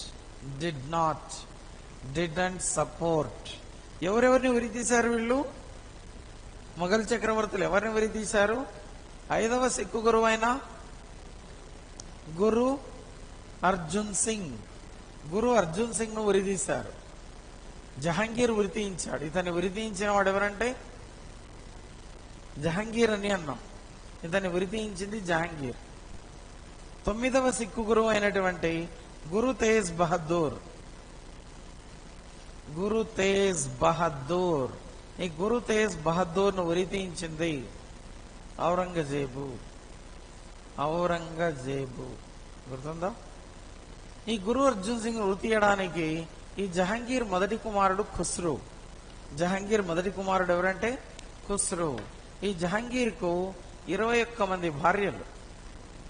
how many wives existed? 21 wives existed to Jahangir. మరి ఇటువంటి సందర్భంలో ఈ ఖుస్రూ తల్లి మరణించిన తర్వాత సో మరి ఖుస్రూ లేడు. ఖుస్రూ వచ్చి తల్లి అంటే చాలా ఇష్టం వాడికి. ఓకే, అందువల్ల ఏంటి ఇలా చనిపోయింది మా అమ్మ అంటే, మీ నాన్న ఎక్కడ పట్టించుకుంటాడు? ఇంతమంది భార్యలుంటే మీ అమ్మని ఎక్కడ పట్టించుకుంటాడు? మీ అమ్మని అసలు పట్టించుకోలేదు, అనారోగ్యానికి గురి అయి మరణించింది అని చెప్పారు. Then he started fighting against father. తండ్రితో ఆర్గ్యూ చేశాడు. నీకు కొంచెమన్నా బుద్ధి జ్ఞానం రెండూ లేకుండా పోయాయి, నువ్వు ఎలా ఇదవుతున్నావు అని చెప్పేసి. ఇక అప్పటికి కొంచెం శృతి మించుతుంది కాబట్టి సో అంగరక్షకులు వచ్చేసారు. అప్పటికి వీన్ని మరి బంధిస్తారేమో అనే అంత స్థాయికి వచ్చేసింది. అప్పటిక ఖచ్చితంగా వీడేమో చేస్తాడని చెప్పేసి సరే ఏమైనా చేసుకో, ఇంకా చనిపోయింది మా అమ్మ, ఇంకా నేను వెళ్ళి తాతగారి సమాధిని చూసి వస్తానన్నాడు. ఇక సరేలే అనుకొని జహాంగీర్ అప్పటితో కామయ్యాడు. ఇక ఈ తాతగారు అక్బర్ సమాధిని చూసొస్తానని బయలుదేరి వెళ్ళిన వాడు గురు అర్జున్ ఆశీస్సులు పొంది అందరినీ కూడగట్టుకొని విప్లవం స్టార్ట్ చేశాడు. తండ్రి పైన తిరుగుబాటు మొదలు పెట్టాడు. ఎప్పుడైతే తండ్రిపై పోరాటం మొదలు పెట్టాడో ఇటువంటి సందర్భంలో జహాంగీర్ గాట్ బిగ్ ఆర్మీ. సైన్యం పెద్దగానే ఉంది. అక్బర్ కాలం నుండి వచ్చిన సైన్యం అదంతా అలాగే ఉంది. వీడన్నీ కూడా లేని విధానాలు మొదలు పెడుతున్నాడు. నా కొడుకనేవాడు వీడు సో మరి చూసినట్లయితే ఇవన్నీ చేసినట్లయితే నాకు వీడు ఎలా ఇష్టమవుతాడు, అందువల్ల వీడిని బంధించి చంపకండి, వీడిని కుమారుడు కాబట్టి చంపకండి, వేరేవాడైతే ఖచ్చితంగా చంపమని ఆజ్ఞాపించేవాడిని, వీడిని చంపకండి, వీడిని ఆగ్రా కోటలో బంధించండి అని ఆదేశాలు జారీ చేశాడు. తీసుకెళ్లి ఖుస్రూను ఈ సప్రెస్ చేశారు. రివోల్ట్ అంతా మొత్తం సప్రెస్ చేసి ఈ ఖుస్రూను తీసుకెళ్లి ఆగ్రా కోటలో బంధించారు. మరి అంతా ఎంక్వైరీ చేశాడు. ఎందుకు, ఎక్కడ వీడు చేశాడు, ఎక్కడ పోయాడు, ఇవన్నీ కనుక్కొని రాండి అంటే గూఢచారులంతా చెప్పేశారు. ఇతడు ఈ సిక్కు వీళ్ళ దగ్గరికి వెళ్ళాడని, పంజాబ్ సందర్శించాడని, మరి గురు అర్జున్ సింగ్ ఆశీస్సులు తీసుకున్నాడని ఇదంతా మరి చెప్పారు. గురు అర్జున్ సింగ్ ని ఫస్ట్ పట్టుకురాండి అన్నాడు. ఓకే, జహాంగీర్ ఏం చెప్పాడు, గురు అర్జున్ సింగ్ ని బంధించి తీసుకురండి అన్నాడు. గురు అర్జున్ సింగ్ ని తీసుకొస్తే ఈ సిక్కులు ధైర్య సాహసాలు ఎక్కువగా ఉన్నవాళ్లే, ప్రాణం పోతుందన్నా భయపడేది లేదు. మరి వచ్చినప్పుడు నీ కొడుకనే కాదు, నీ కొడుకని అసలు నాకు తెలియదు, ఎవరొచ్చినా ఎవరైనా రాని సాధారణంగా ఆశీస్సులు అందిస్తామంతే. ఓకే, ఆశీస్సులు ఇవ్వడం గురువు యొక్క పని. అలా నేను అందించాను తప్ప నీ మీదికి వెళ్ళమని, నీతో గొడవపడమని, నీకు వ్యతిరేకంగా విప్లవం చేయమని ఇవన్నీ నేనైతే చెప్పలేదు. ఇది వాస్తవం, నమ్మితే నమ్మొచ్చు, లేదంటే లేదని అన్నవాడు గురు అర్జున్ సింగ్. మరి ఇటువంటి సందర్భంలో అవన్నీ నాకు తెలియదు, నష్టపరిహారంగా 2 లక్షలు కట్టి నువ్వు వెళ్ళు అని అన్నాడు. 2 లక్షలు నేనే ఆడ కట్టేది, సిక్కులంతా పేదరికంలో ఉన్నారు, ఇంకా దేవాలయమే పూర్తి కాలేదు. ఓకే, ఇంకా చాలా ఇబ్బందుల్లో ఉన్నాం. నువ్వే ఏదైనా సహాయం చేస్తే మహారాజు గారిని నిన్ను ఆశీర్వదించి చక్కగా వెళ్ళిపోతాను అన్నాడు. ఎవరు? గురు అర్జున్ సింగ్. దీనికి కోపం చెందిన జహంగీర్ నిన్ను తీసుకెళ్లి ఉరి తీయండి అన్నాడు. తీసుకెళ్లి ఉరి తీయండి అంటే అలా ఉరి తీశారు. ఎవరిని? గురు అర్జున్ సింగ్. ఇతరు రాసిన గ్రంథమే ఆది గ్రంథం, సిక్కుల పవిత్ర గ్రంథం ఇది. ఆది గ్రంథం, ఇంత పెద్ద బుక్ అది. ఓకే, వీళ్ళ గురుద్వారాకి వెళ్ళినట్లయితే ఇంత పెద్ద బుక్ చేయించారు దాన్ని. ఓకే, చిన్న సైజులో కూడా దొరుకుతుంది, కానీ గురుద్వారాలో ఇంత పెద్దగా పెట్టింటారు. ఓకే, స్టెప్ బై స్టెప్ కట్టి ఇంత పెద్ద బుక్ పెట్టి దాని మీద ఒక క్లాత్ వేసింటారు. ఓకే, సో వచ్చిన వాళ్ళు ఇంత పెద్ద హాల్ ఉంటుంది, కూర్చొని ధ్యానం చేయాలి, రావాలంతే, ఏముండదు. ఇక వచ్చేటప్పుడు బిస్కెట్స్ ఇస్తారు. Okay, so biscuits are provided as prasadam. Okay, biscuits, తర్వాత స్వీట్స్, అట్లా ఏదంటే అది ఇస్తుంటారు. So like that. సో ఇదంతా కొబ్బరికాయలు కొట్టేది ఇవన్నీ లేవు, కొబ్బరికాయ కొట్టేది ఇంకోటి చేసేటువంటివన్నీ ఏమీ ఉండదు. అట్లా ఇతను నురితీశారు. 9వ సిక్కు గురువు నురితీసిన వాడు ఔరంగజేబ్. సో గురు తేజ్ బహదూర్ ఏమని కోరాడు? నువ్వు సిక్కు మతంలో నుంచి ముస్లిం మతంలోకి మారిపోయి నీ వాళ్ళందరినీ కూడా ముస్లిం మతంలోకి మార్చమని కోరాడు. నీ వాళ్ళందరినీ మార్చమని కోరినప్పుడు మరి కోపం చెందినవాడు గురు తేజ్ బహదూర్. ఓకే, కంఠంలో ప్రాణం ఉండగా అది జరగదు అని గట్టిగా వాదించాడు. ఎవరితో? ఔరంగజేబ్తో. వీడు నా ఎదురుగా ఎక్కువ మాట్లాడుతున్నాడు, ఇక్కడ ఉన్నది ఔరంగజేబ్, నేను తీసుకెళ్లి ఉరి తీయండి అన్న. ఓకే, అంటే రాజు ఏమనుకుంటే అది జరుగుతుందంతే, రాజు ఏమనుకుంటే ఇది జరుగుతుంది, ఎవరు ఏం మాట్లాడేకి లేదు. ఇప్పుడు కూడా సీఎం కానీ గవర్నర్ కానీ ఉంటారు, మనం ఇష్టానుసారంగా ఏదైనా మాట్లాడితే కుదరదు. అది ఎంతవరకు ప్రమేయము, ఎంతవరకు మాట్లాడాలో అంతవరకే. అది శృతి దాటితే పక్కనే ఉంటారంతా, బెటాలియన్ ఉంటారు, తీసుకెళ్ళిపోతారు అంతే. ఓకే, సో అట్లా ఎంతవరకు మాట్లాడాలో అంతవరకు. అట్లా వీళ్ళిద్దరిని ఉరి తీయడం వల్ల సిక్కులు మొఘలులకు సహాయం చెయ్యలేదు. అందువల్ల అది కూడా ఒక కారణమైంది. భూస్వాములను బ్రిటిష్ వాళ్ళు శిస్తు వసూలుకు నియామకం చేశారు. భూస్వాములను బ్రిటిష్ వాళ్ళు శిస్తు వసూలుకు నియామకం చేశారు. ఎక్కువ వసూలు చేసేది, కట్టాల్సిందంతా కట్టేది, మిగతాదంతా వీళ్లే ఉపయోగించుకునేది. అందువల్ల భూస్వాములు చాలా లగ్జూరియస్ గా ఉన్నారు. మరి వీళ్ళు ఏమనుకున్నారు? మనం గాన వెళ్ళి బహదూర్ షా సహకరిస్తే మరి మాకున్నటువంటి అధికారాలు మొత్తం పోతాయి.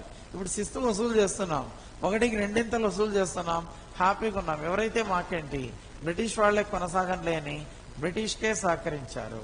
మధ్య తరగతి ప్రజలు కూడా బ్రిటిష్కే సహకరించారు.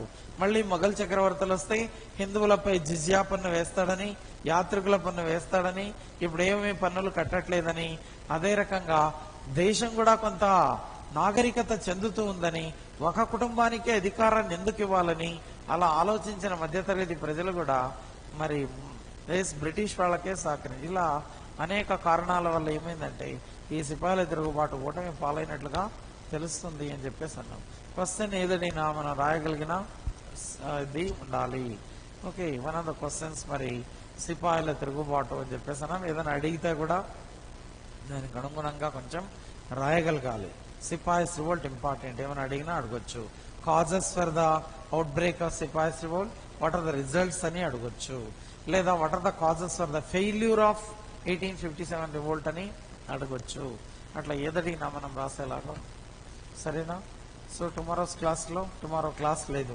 ఓకే, అగైన్ మండే క్లాస్లో సో మనం సోషియో రిలీజియస్ నైజామ్స్ చూద్దాం. అదే రకంగా Alauddin Khilji market reforms, Muhammad bin Tughlaq's attitude, ఇవన్నీ కూడా కొంచెం చూద్దాం. ఓకేనా, రైట్ అయితే.